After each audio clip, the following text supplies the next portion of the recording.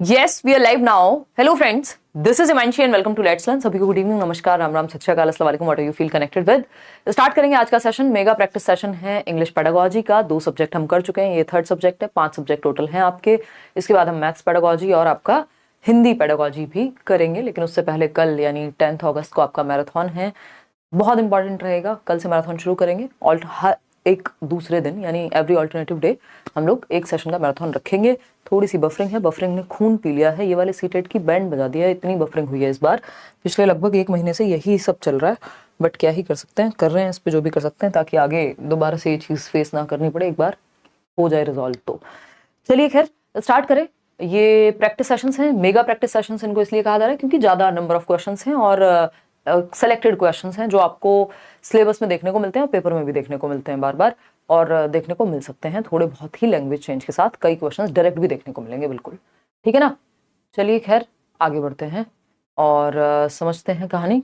इससे पहले के जो 2 सेशंस हैं वो अगर नहीं देखे हैं, एक तो है ईवीएस मेगा प्रैक्टिस सेशन जिसमें हमने कुछ 44 या 43 क्वेश्चंस किए थे। कल हमने सीडीपी का एक मेगा प्रैक्टिस सेशन रखा था जिसमें हमने बाल विकास यानी चाइल्ड डेवलपमेंट एंड पेडागोजी के कुछ 60 क्वेश्चंस किए थे, वो जरूर ही देख लेना, है ना।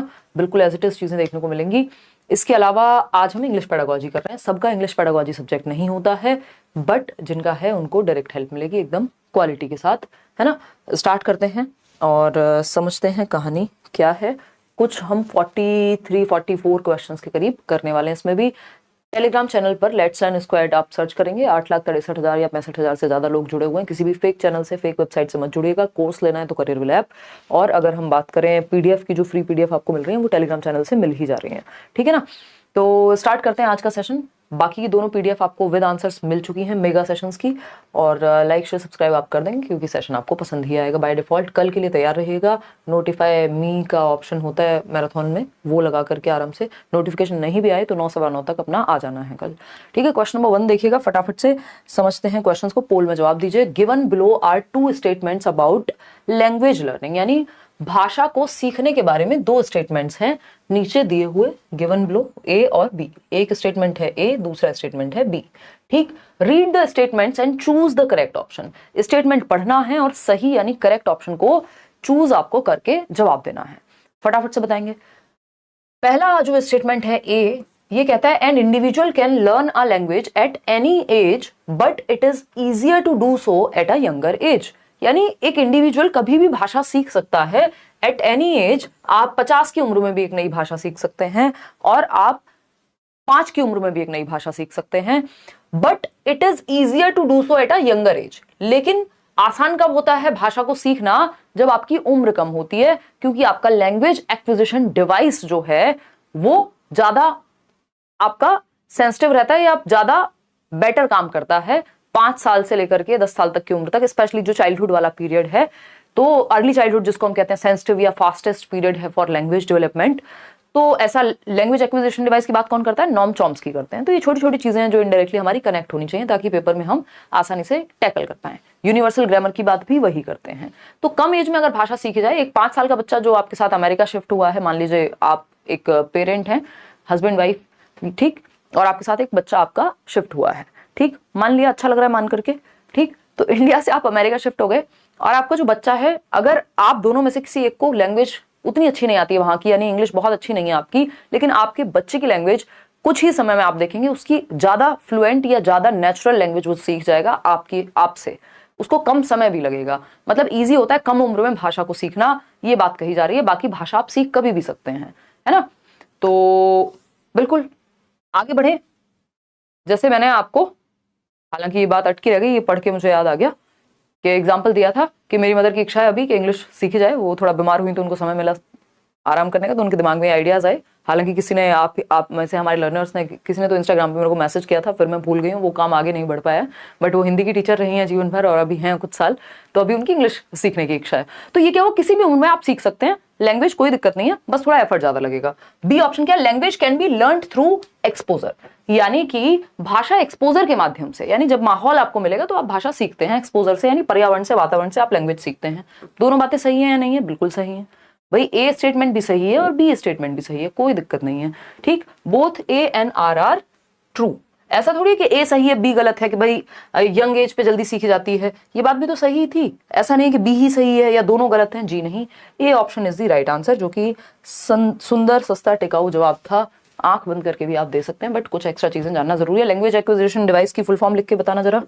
LAD, लैंग्वेज एक्विजिशन डिवाइस, एक नंबर में कई बार पूछी जा चुकी है, हम इसको हल्के में ले जाते हैं क्योंकि हमको लगता है पता ही है, लेकिन जब वो 4 ऑप्शंस में आपको कंफ्यूज करता है ना एग्जामिनर कि लैंग्वेज एक्विजिशन की डिवाइस, लैंग्वेज एक्विजिशन डिवाइस की जगह पे कहीं कुछ लिखा होगा, डिवाइस की जगह पे कुछ डेमोन्स्ट्रेशन लिख दिएगा, छोटा छोटा सा चेंज होगा और आप जल्दीबाजी में गलत कराते हैं। ठीक, किसने बात की है? नॉम चॉम्स्की ने। देखिएगा, which one of the following is, or which one of the following is not the strategy of top down approach for teaching reading. Reading सिखाने के लिए, पढ़ना सिखाने के लिए टॉप डाउन अप्रोच का एग्जाम्पल नहीं है या स्ट्रेटेजी नहीं है। कौन सी एक? नॉट पूछा है। देखिए, एक होती है टॉप डाउन अप्रोच, दूसरी होती है बॉटम अप अप्रोच, यानी बॉटम से बिल्कुल धरातल से ऊपर जाना और टॉप डाउन से टॉप से नीचे आना। ठीक, बॉटम अप क्या है?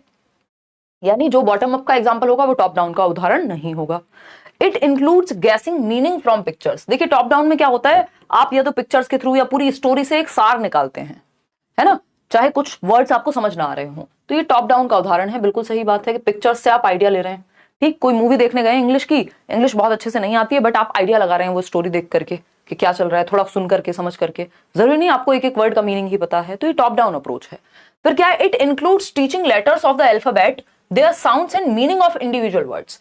यानी जब आप टॉप डाउन अप्रोच से पढ़ा रहे हैं तो क्या ये इंक्लूड करेगी कि आप लेटर सिखाएं, पहले ABCD सिखाएं, अल्फाबेट के सारे लेटर सिखाएं A to Z तक, देयर साउंड्स के ए की साउंड कैसी होती है, ए और ई साथ में मिलते हैं तो क्या साउंड आती है ना, और मीनिंग ऑफ इंडिविजुअल वर्ड्स। यानी पहले आप लेटर्स पे गए, फिर साउंड पर गए, फिर आप मीनिंग पर गए। ये क्या है? ये बॉटम से अप जा रहे हैं आप। सबसे छोटा क्या है आपको पता है? लेटर है। ABCD सीखी, जैसे अ से अनार सीखते हैं आप, फिर उसके बाद आप क्या सीखते हैं? साउंड सीखते हैं।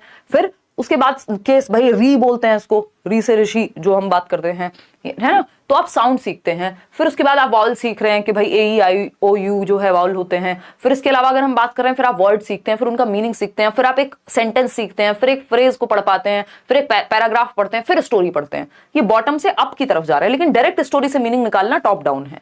तो ये बॉटम अप की बात हो रही है यहाँ, ये टॉप डाउन स्ट्रेटेजी नहीं है, ये बॉटम अप स्ट्रेटेजी है, और हमको नॉट ही चाहिए था, जो गलत हो इस बारे में। ठीक है, शेयर्ड रीडिंग होता है जब टीचर के साथ बाकी बच्चे भी बैठे हुए हैं और टीचर जो है एक बार खुद पढ़ के दिखाए, बाकी बच्चे भी फिर साथ में पढ़ें, कहीं दिक्कत हो तो पूछें। गाइडेड रीडिंग में क्या होता है? बच्चों को मौका दिया जाता है पढ़ने का और टीचर साथ में होता है वहां। ठीक, तो वो तो एक अलग ही कहानी हो गई। शेयर्ड रीडिंग और गाइडेड रीडिंग भी टॉप डाउन की तरफ ही लेकर के जाएंगे हमको।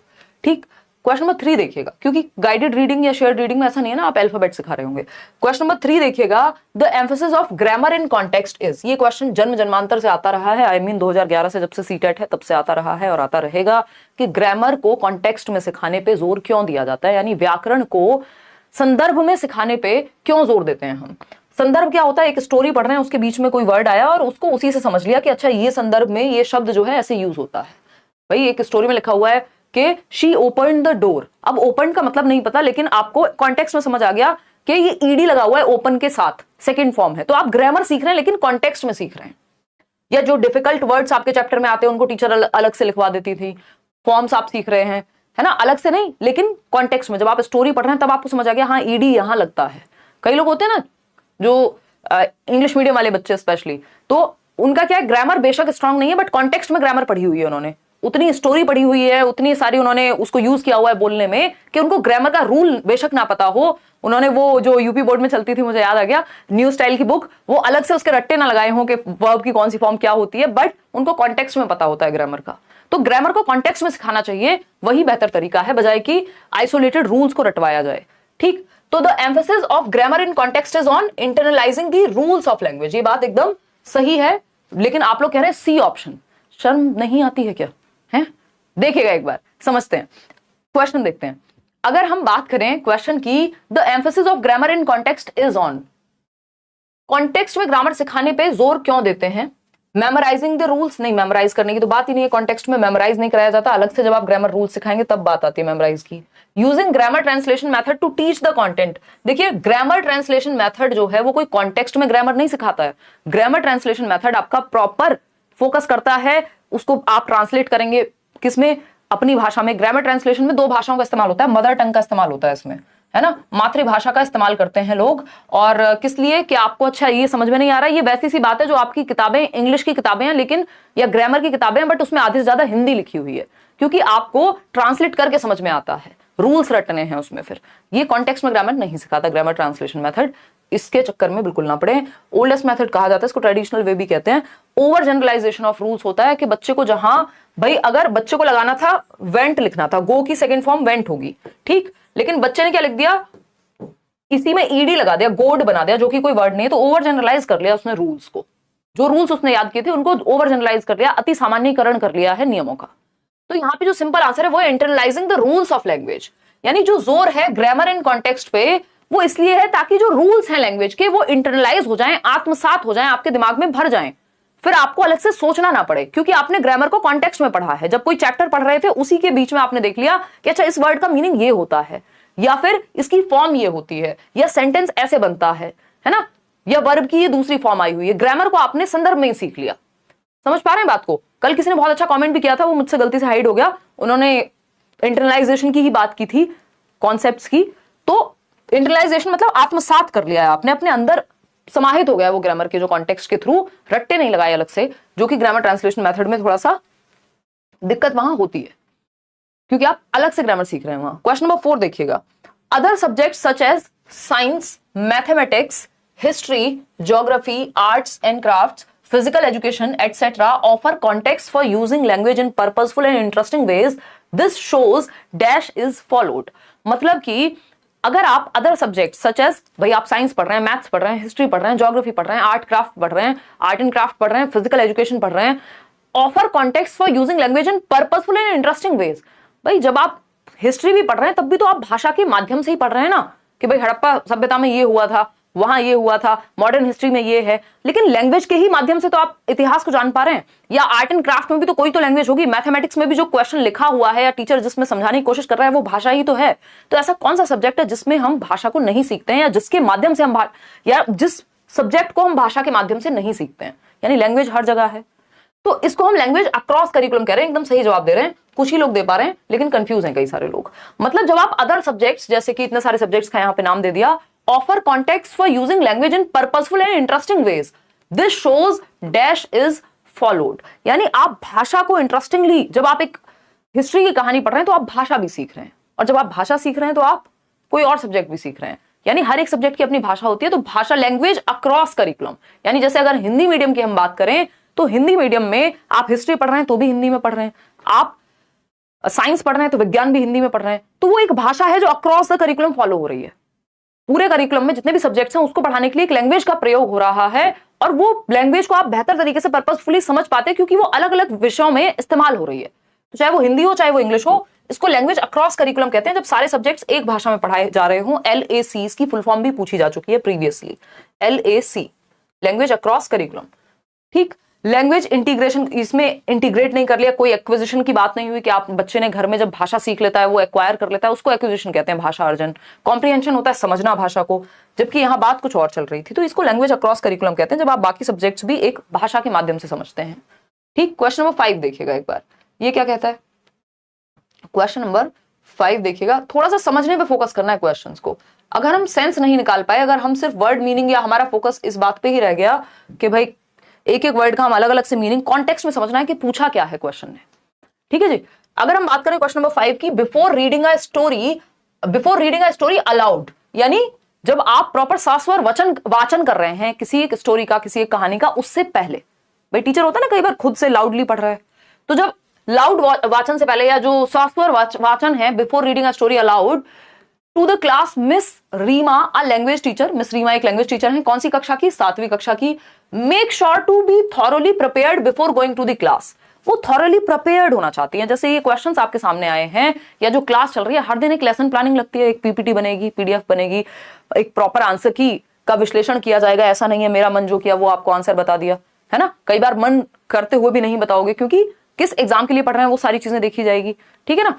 तो कुछ भी पढ़ाने से पहले लेसन प्लानिंग टीचर का काम है, पाठ योजना बनाना जिसको हम कहते हैं। आपने अपने B.Ed BTC DLED BTC इसमें JBT वगैरह में की होगी। ठीक, तो आप प्रिपेयर होकर जाना चाह रहे हैं, मेक श्योर करें कि थॉरोली प्रिपेयर्ड हैं आप चैप्टर पढ़ाने से पहले। बात ठीक है।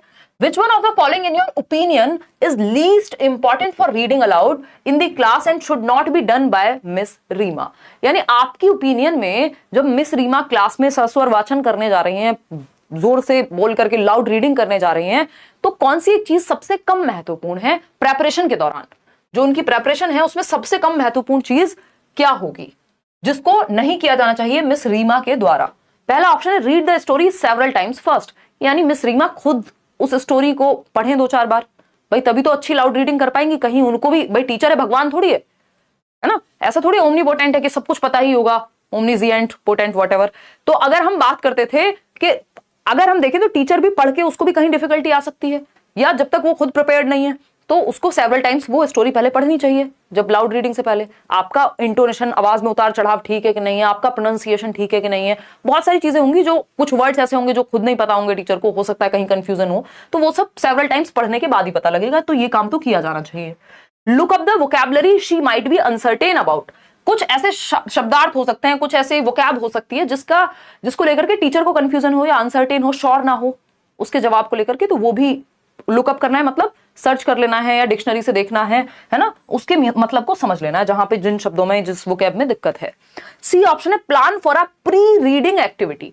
प्री रीडिंग एक्टिविटी क्या होती है? रीडिंग से पहले। पोस्ट रीडिंग क्या है? रीडिंग के बाद। आपने कोई एक्सरसाइज दे दी बच्चों को करने को, कुछ क्वेश्चंस पूछ लिए। प्री रीडिंग में भी कुछ ऐसी एक्टिविटीज होती हैं जिसमें हम प्रीवियस नॉलेज, बच्चे का जो पूर्व ज्ञान है उसको जांचने की कोशिश करते हैं। कुछ क्वेश्चंस पूछ के कोई एक्टिविटी करा ली, उससे पता लग जाएगा कि बच्चा जो है कितना रेडी है। उसको रेडी करने के लिए प्री रीडिंग एक्टिविटी या एक्सरसाइज की जाती है, ठीक है ना। उस कहानी से संबंधित आसपास के क्वेश्चन प्रीवियस नॉलेज टेस्टिंग के लिए पूछ सकते हो, तो ये बात भी सही है। बचता ही एक ऑप्शन है, अब कहां जाएंगे, पांचवा ऑप्शन तो है नहीं। Prepare questions based on inference that she can ask the students about the story, यानी आपको क्वेश्चंस प्रिपेयर करने हैं इन्फेरेंस के बेस पे, जो वो बच्चों से पूछ सकती है स्टोरी के बारे में। ये यहां उतना महत्वपूर्ण नहीं है कि पहले से क्वेश्चंस प्रिपेयर हो इन्फेरेंस के आधार पे, जो उन्होंने अनुमान लगाया उस कहानी का क्या अनुमान है उसके आधार पे वो क्वेश्चन पूछे, जबकि बच्चों को मौका देना है कि वो उस कहानी को समझ करके उनकी क्या इंटरप्रिटेशन है। भाई कहानी ऐसी चीज है, मैं पढ़ूं और मेरा क्या, आपने इस कहानी से क्या सीखा, तो अलग अलग बच्चा अलग अलग चीजें बताएगा। लेकिन यहाँ पे वो पहले से इन्फेरेंस निकाल लेंगे, एक अनुमान लगा लेंगे और उसके आधार पे क्वेश्चन पूछेंगी, वो जरूरी नहीं है, वो लीस्ट इंपॉर्टेंट है, नॉट सो इंपॉर्टेंट। तो D option is the right answer, क्योंकि सबसे कमजोर उत्तर जो है यही है कि जब आप लाउड रीडिंग कराने जा रहे हो क्लास में, तो जरूरी नहीं आपने इन्फेरेंस पहले से ही निकाल के, अपना निचोड़ पहले से ही निकाल लिया और उससे क्वेश्चन पूछ रहे हैं। बच्चों को निकालने दो उसका इन्फेरेंस, ठीक। चलिए क्वेश्चन नंबर 6 देखते हैं, ज्यादा मुझे लग रहा है एक्सप्लेनेशन हो रहा है। क्वेश्चन नंबर 6 देखते हैं क्या कहता है। Mrs Manpreet is a language teacher. तो मिसेस मनप्रीत जो है एक लैंग्वेज टीचर है ना रूरल स्कूल इन पंजाब, पंजाब के किसी ग्रामीण क्षेत्र में एक इंग्लिश लैंग्वेज टीचर है, भाषा की शिक्षिका है।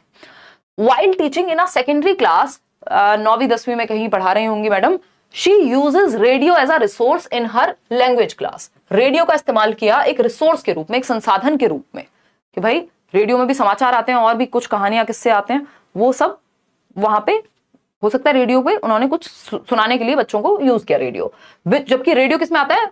ऑडियो एड्स में आता है रेडियो, एक प्रॉपर टीचिंग एड का हिस्सा है, कोई दिक्कत नहीं है, ठीक है ना। अब कर दो, कोई बात नहीं, अब कर दो कंचन, बिल्कुल रात दिन लगा दो, कोई दिक्कत नहीं। अभी D2+ भी आएगा, फिर 2-3 महीने लगेंगे, उससे ज्यादा भी लग सकते हैं, तो अपनी तैयारी करो ना बढ़िया से। अगर अभी भी शुरू कर रहे हो तो क्या दिक्कत है, बढ़िया काम के लिए क्या बुरा समय है। Which one of the following statement will not help to enhance language inputs, यानी कौन सा एक स्टेटमेंट हेल्प नहीं करेगा, लैंग्वेज इनपुट को बढ़ावा नहीं देगा। पहला ऑप्शन है using radio broadcast compliments listening to her students language lessons, कि भाई वो रेडियो ब्रॉडकास्ट का इस्तेमाल करें और कॉम्प्लीमेंट करें, ताकि बच्चे, मतलब जो वो पढ़ा रहे हैं या उसके आसपास की चीज बच्चों को कॉम्प्लीमेंट कर रहा है वो रेडियो, कुछ एक्स्ट्रा चीज वहां से भी सुनने को मिल रही है, ठीक। यानी कुछ प्रोनाउंसिएशन, कुछ उच्चारण हो सकता है जो वो रेडियो पे भी सुन सकते हैं, तो ये तो ठीक है, पॉजिटिव बात है, कॉम्प्लीमेंट कर रहा है, ठीक है। Inviting students to write out dialogues heard in the broadcast in their own words and act them out in role plays. बच्चों को जो डायलॉग सुने हैं आपने ब्रॉडकास्ट में, एक रेडियो के दौरान, एक रेडियो ब्रॉडकास्ट के दौरान, उनको आप लिखिए और उस पर रोल प्ले करिए, चलो पॉसिबल है। Spending time talking about the invention of radio and asking them to prepare a model of radio, यानी टीचर क्या करे, लैंग्वेज की टीचर कहे बेटा एक काम करो, मॉडल बनाओ, ये देखो इन्वेंशन किसने किया था रेडियो का, और एक मॉडल बना करके लाओ रेडियो का। साइंस नहीं पढ़ा रही हैं, लैंग्वेज टीचर हैं, लैंग्वेज पढ़ा रही हैं। रेडियो का इस्तेमाल लैंग्वेज को बेटर करने में किया जा रहा है, ये टेक्निकल हो गए। आप रेडियो के इन्वेंशन पे चले गए, फिर मॉडल बनवाने को कह दिया, तो साइंस के टीचर बन जाते फिर। तो यहाँ पे ये इंपॉर्टेंट नहीं है, ये नॉट इंपॉर्टेंट है, या इससे कोई लैंग्वेज इनपुट नहीं है कि इससे लैंग्वेज बेहतर होने में हेल्प मिलेगी बच्चे को। Radio helps her to expose students to different voices, new expressions and different registers of language. ये बात एकदम सही है कि रेडियो से मदद मिलेगी कि जो डिफरेंट वॉइसेस हैं, सबकी वॉइसेस में इंटोनेशन, जिसको उतार चढ़ाव कहते हैं, एक्सप्रेशन सबका अलग होता है सेम बात को कहने का, ये सारी बातों से बच्चे अवगत हो पाएंगे और एक स्टैंडर्ड लैंग्वेज से भी वो अवगत हो पाएंगे जो रेडियो में जनरली यूज हो रही होती है। तो C option is the right answer, जो कि गलत काम है कि बच्चे से इन्वेंशन ही कराना शुरू कर दो या पता करना शुरू कर दो कि रेडियो किसने बनाया, फिर मॉडल बना के लाए, तो वो साइंस की क्लास बन जाएगी, वो लैंग्वेज में हेल्प कम मिलेगी, साइंस में ज्यादा मिल जाएगी, ठीक है ना। और क्लास चल रही थी लैंग्वेज की, तो आपको भटकना नहीं है। क्वेश्चन नंबर 7 देखिएगा एक बार, ये कहता है N authoring role that involves generating ideas, deciding on the form of the written text, for example a poem, a story, a report, a recipe, a set of instructions, etc., and thinking about who will read it and why is which aspect of writing। मतलब क्या है?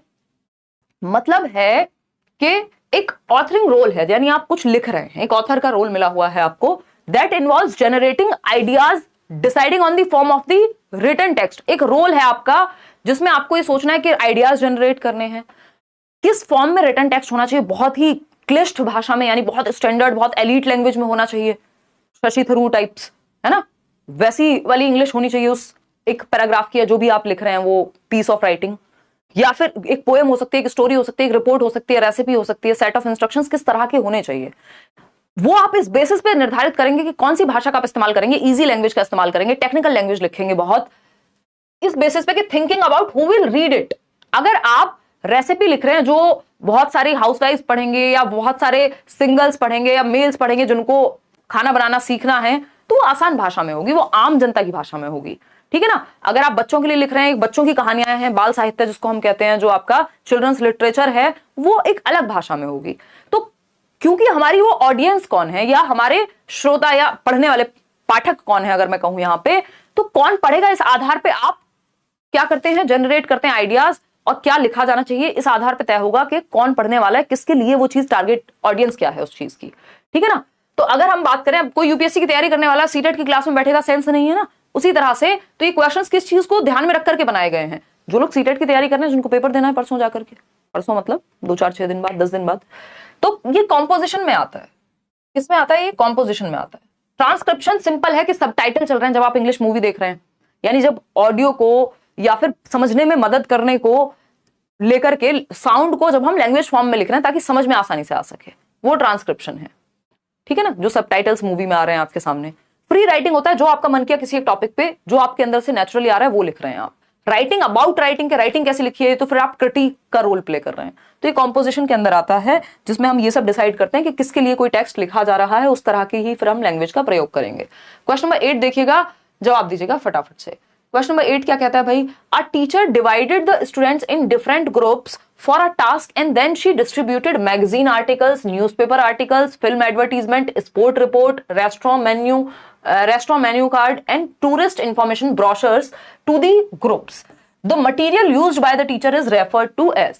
यानी एक teacher ने divide किया students को different group में। 30 बच्चे थे एक क्लास में, 6 ग्रुप बना दिए 5-5 बच्चों के, और अलग अलग ग्रुप में किसी में न्यूज़पेपर आर्टिकल दे दिया, किसी में फिल्म का कोई एडवर्टीजमेंट छपा था वो दे दिया, स्पोर्ट्स की कोई रिपोर्ट आई थी, इंडियन टीम ये जीत गई वो कर लिया वो दे दिया, रेस्टोरेंट का एक मेन्यू ला करके दे दिया जहां खाना खाने जाते हैं, देखो भाई कौन सी डिश है, क्या लिखा हुआ है, या टूरिस्ट इंफॉर्मेशन, वो टूरिस्ट गाइड नहीं होते जो उनके ब्रोशर्स होते हैं वो दे दिए, ठीक है ना, 5 दिन का ट्रिप है वहां जा रहे हैं।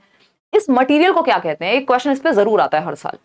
इस मटेरियल को एक्सटर्नल मटेरियल नहीं कहते सरकार, इसको ऑथेंटिक मटेरियल कहते हैं। गलत जवाब मत दीजिए, है ना, ऑथेंटिक मटेरियल कहते हैं लैंग्वेज की भाषा में, है ना। यहाँ पे कॉमन सेंस कम और जो टेक्निकल वर्ड्स हैं, क्योंकि लैंग्वेज में कुछ चीजें जो टेक्निकल हैं जो आपको वैसे ही याद रखनी है एज इट इज।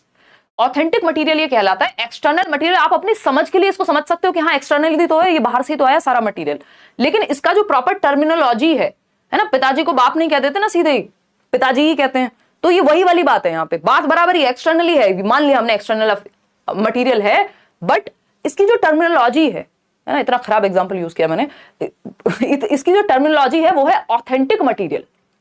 यानी इसको ऑथेंटिक मटेरियल क्यों कहते हैं? क्योंकि ये मटेरियल लैंग्वेज को सिखाने के पर्पज से नहीं बनाया गया था, ये नॉर्मल जनता को समझाने के लिए बनाया गया था या किसी और काम के लिए बनाया गया था? जो रेस्टोरेंट का मेन्यू है वो इसलिए बनाया गया था कि आप जाकर के वहां डिश को ऑर्डर कर सकें। लैंग्वेज को सिखाने के लिए नहीं बना वो। न्यूज़पेपर आर्टिकल लैंग्वेज सिखाने के लिए नहीं बना, वो लोगों को अवेयर कराने के लिए बना है, न्यूज को पहुंचाने के लिए बनाया है।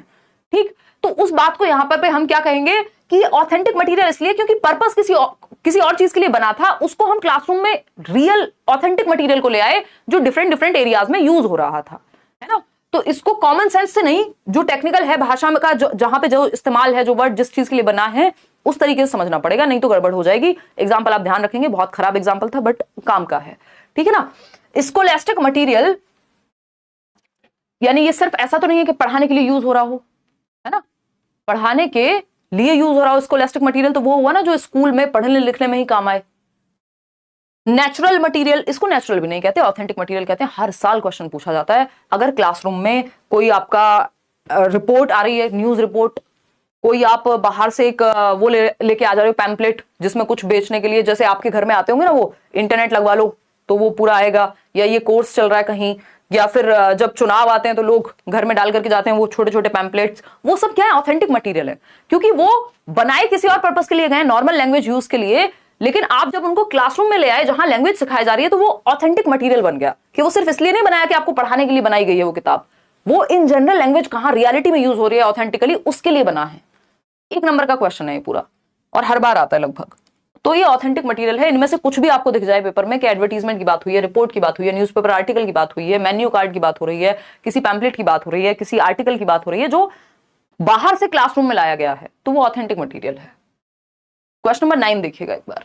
क्वेश्चन नंबर 9 की अगर हम बात करें, teachers should shift their focus from seeing errors as undesirable and to be avoided, instead use errors.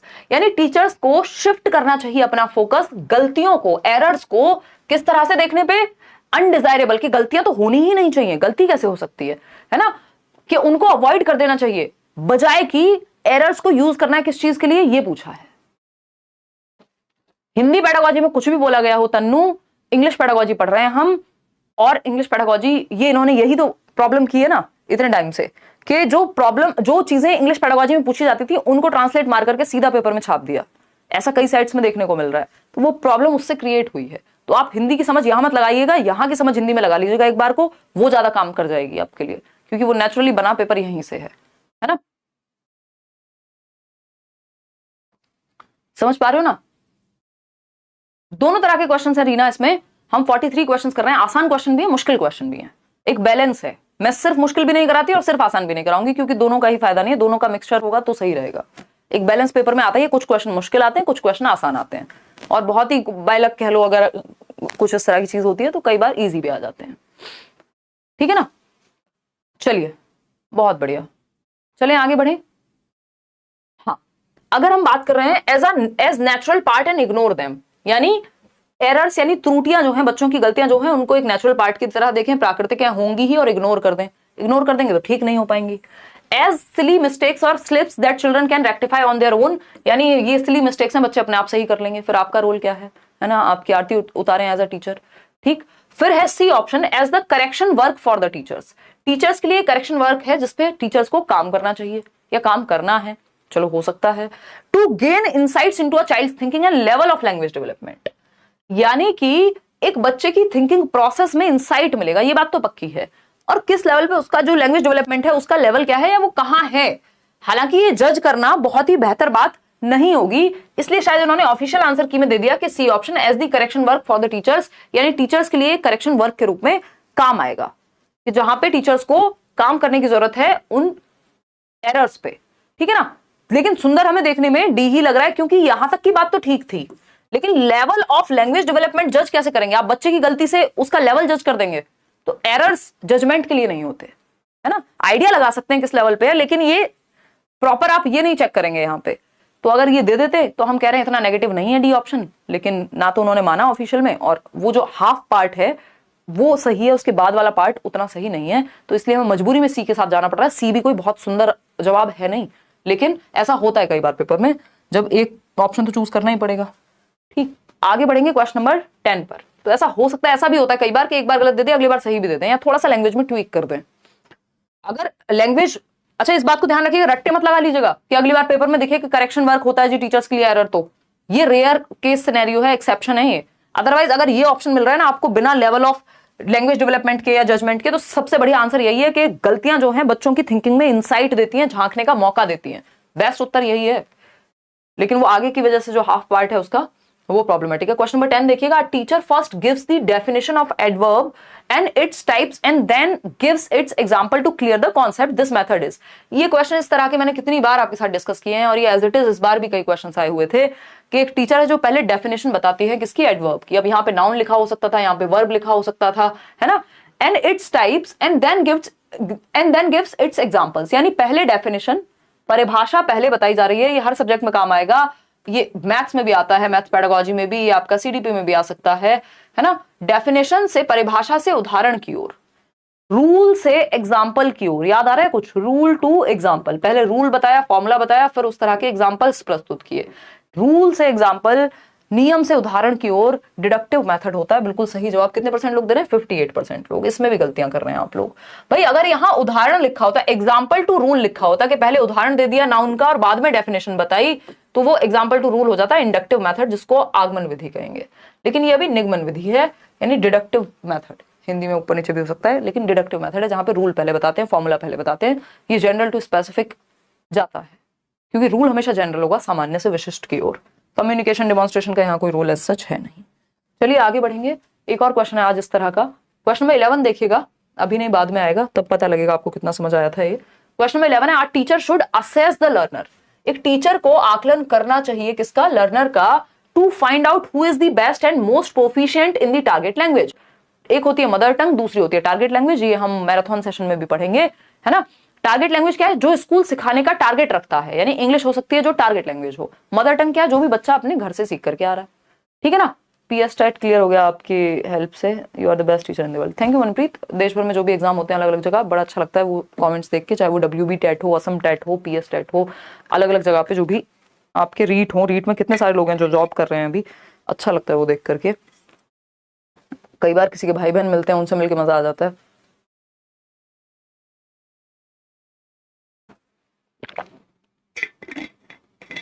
मजा इसलिए आ जाता है क्योंकि वो बताते हैं कि हमारी सिस्टर हैं जो KVS में हैं, हमारी सिस्टर हैं जो यूपी में हैं, तो उन्होंने पढ़ा था, तो अच्छी लगती है ये चीज देख करके।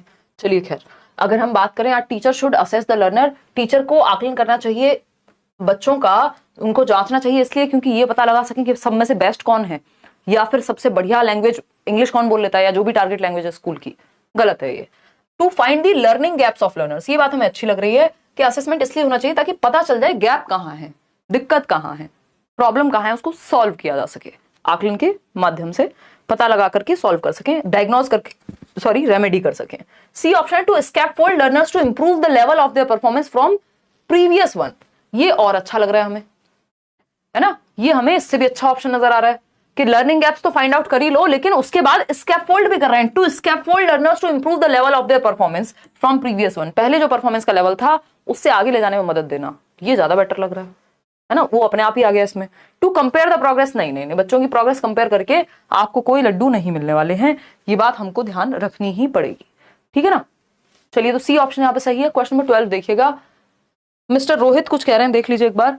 क्वेश्चन नंबर 12 है, mister Rohit in his language classroom wants the learners to work in and work with language, this is possible by. यानी मिस्टर रोहित एक लैंग्वेज के टीचर हैं जो क्या कह रहे हैं कि जो लर्नर्स हैं उनकी कक्षा में उनको लैंग्वेज में और लैंग्वेज पे या लैंग्वेज के साथ काम करना चाहिए, यानी लैंग्वेज को बेटर करना है। कुल मिला के ये बात है। पॉसिबल कैसे होगा लैंग्वेज को बेटर करना, ये पूछा है। पहला ऑप्शन है engaging learners with language, language के साथ एंगेज कर दो, नहीं, काम नहीं चल पाएगा, ठीक है ना। ठीक है रीना आ रहा है, ठीक है, तो एंगेज कर दो, हाँ ठीक है, मतलब कर सकते हैं। और देखते हैं, making the learners to learn the forms of the language, forms learn करवा दो कि ये पास्ट फॉर्म है, ये प्रेजेंट फॉर्म है, ये फ्यूचर फॉर्म होती है, first form, second form, third form जो हम करते थे। Focusing on using the language with accuracy, accuracy मतलब गलती कम से कम हो, एक्यूरेटली लैंग्वेज को यूज कर पाए, तो ये डायरेक्ट यही हम टारगेट नहीं रख सकते। The acquisition of language rather than learning, यानी भाषा को वो सीख पाए बजाय की, मतलब एक्वायर कर पाए, अर्जित कर पाए बजाय की सीखने के। देखो लैंग्वेज एक्विजिशन क्या है, जो आप माहौल से सीख लेते हैं, और लैंग्वेज लर्निंग है जिसमें आप ग्रामर पढ़ते हैं, रूल्स पढ़ते हैं, किताबें पढ़ते हैं, स्कूल में जाकर के सीखते हैं। जवाब दीजिए डी ऑप्शन 40 48% लोग कह रहे हैं, बताइएगा एक बार। डी ऑप्शन 48% लोग कह रहे हैं। देखिए समझते हैं। Mister Rohit in his language classroom wants the learners to work in and work with language. This is possible by work in and work with, यानी लैंग्वेज की टेक्निकलिटीज को भी जाने बच्चा, उसके नियम को भी जाने। Work in language and work with language, यानी बोलना यूज करने में भी अच्छा हो और उसको समझ के उसके नियम कायदे कानून भी समझ सके। तो डी ऑप्शन सही नहीं होगा ना फिर, क्योंकि क्लासरूम में पढ़ा रहे हैं तो सिर्फ एक्विजिशन से काम नहीं चलेगा, लैंग्वेज की लर्निंग पे भी फोकस करना पड़ेगा। तो यहां सबसे बेहतर ऑप्शन आपका एंगेजिंग लर्नर्स विद लैंग्वेज है कि बच्चे जब एंगेज होंगे तो वो एक्विजिशन भी करेंगे भाषा का और वो प्रॉपर उसको सीख भी पाएंगे, दोनों काम अच्छे से होंगे। समझ पा रहे हो बात को? क्लियर है कि नहीं? हाँ, WB TET clear with 125 marks से स्मृति कह रही है। बहुत बढ़िया स्मृति, बहुत ही प्यारा नाम है आपका। हमको एक जगह जाना था, एक मिनट रुकना।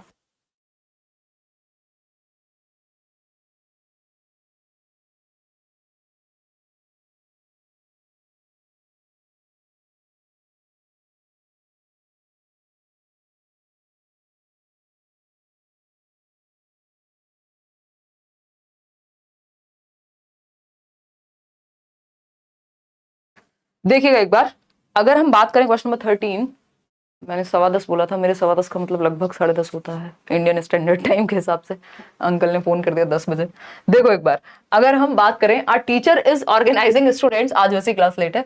A teacher is organizing students into reading ability groups where they have individual books to their reading level. The teacher is spending time with each group, listening to individual students take turns to read aloud and taking with them about the book. She is following. एक teacher है जो एक reading activity को organise कर रही है, ठीक है ना?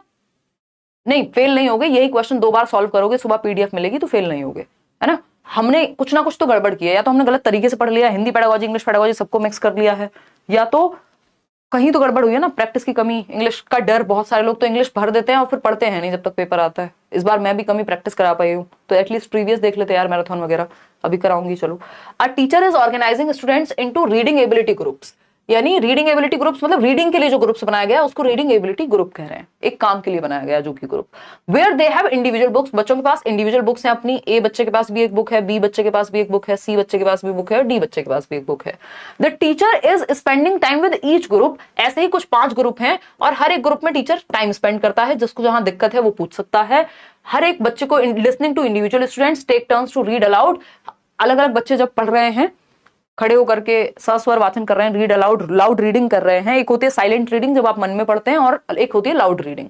लाउड रीडिंग से आपका प्रोनाउंसिएशन यानी उच्चारण अच्छा होता है ना? और अगर हम बात करें कॉन्फिडेंस बेटर होगा बच्चे का, इंटोनेशन का पता लग जाएगा, उतार चढ़ाव सही है या नहीं है। साइलेंट रीडिंग से आपकी जो कॉम्प्रीहेंशन है और समय कम लगता है, जल्दी कम समय में आप ज्यादा पढ़ पाते हैं और वोकैब आपकी अच्छी होती है साइलेंट रीडिंग से, ठीक है ना?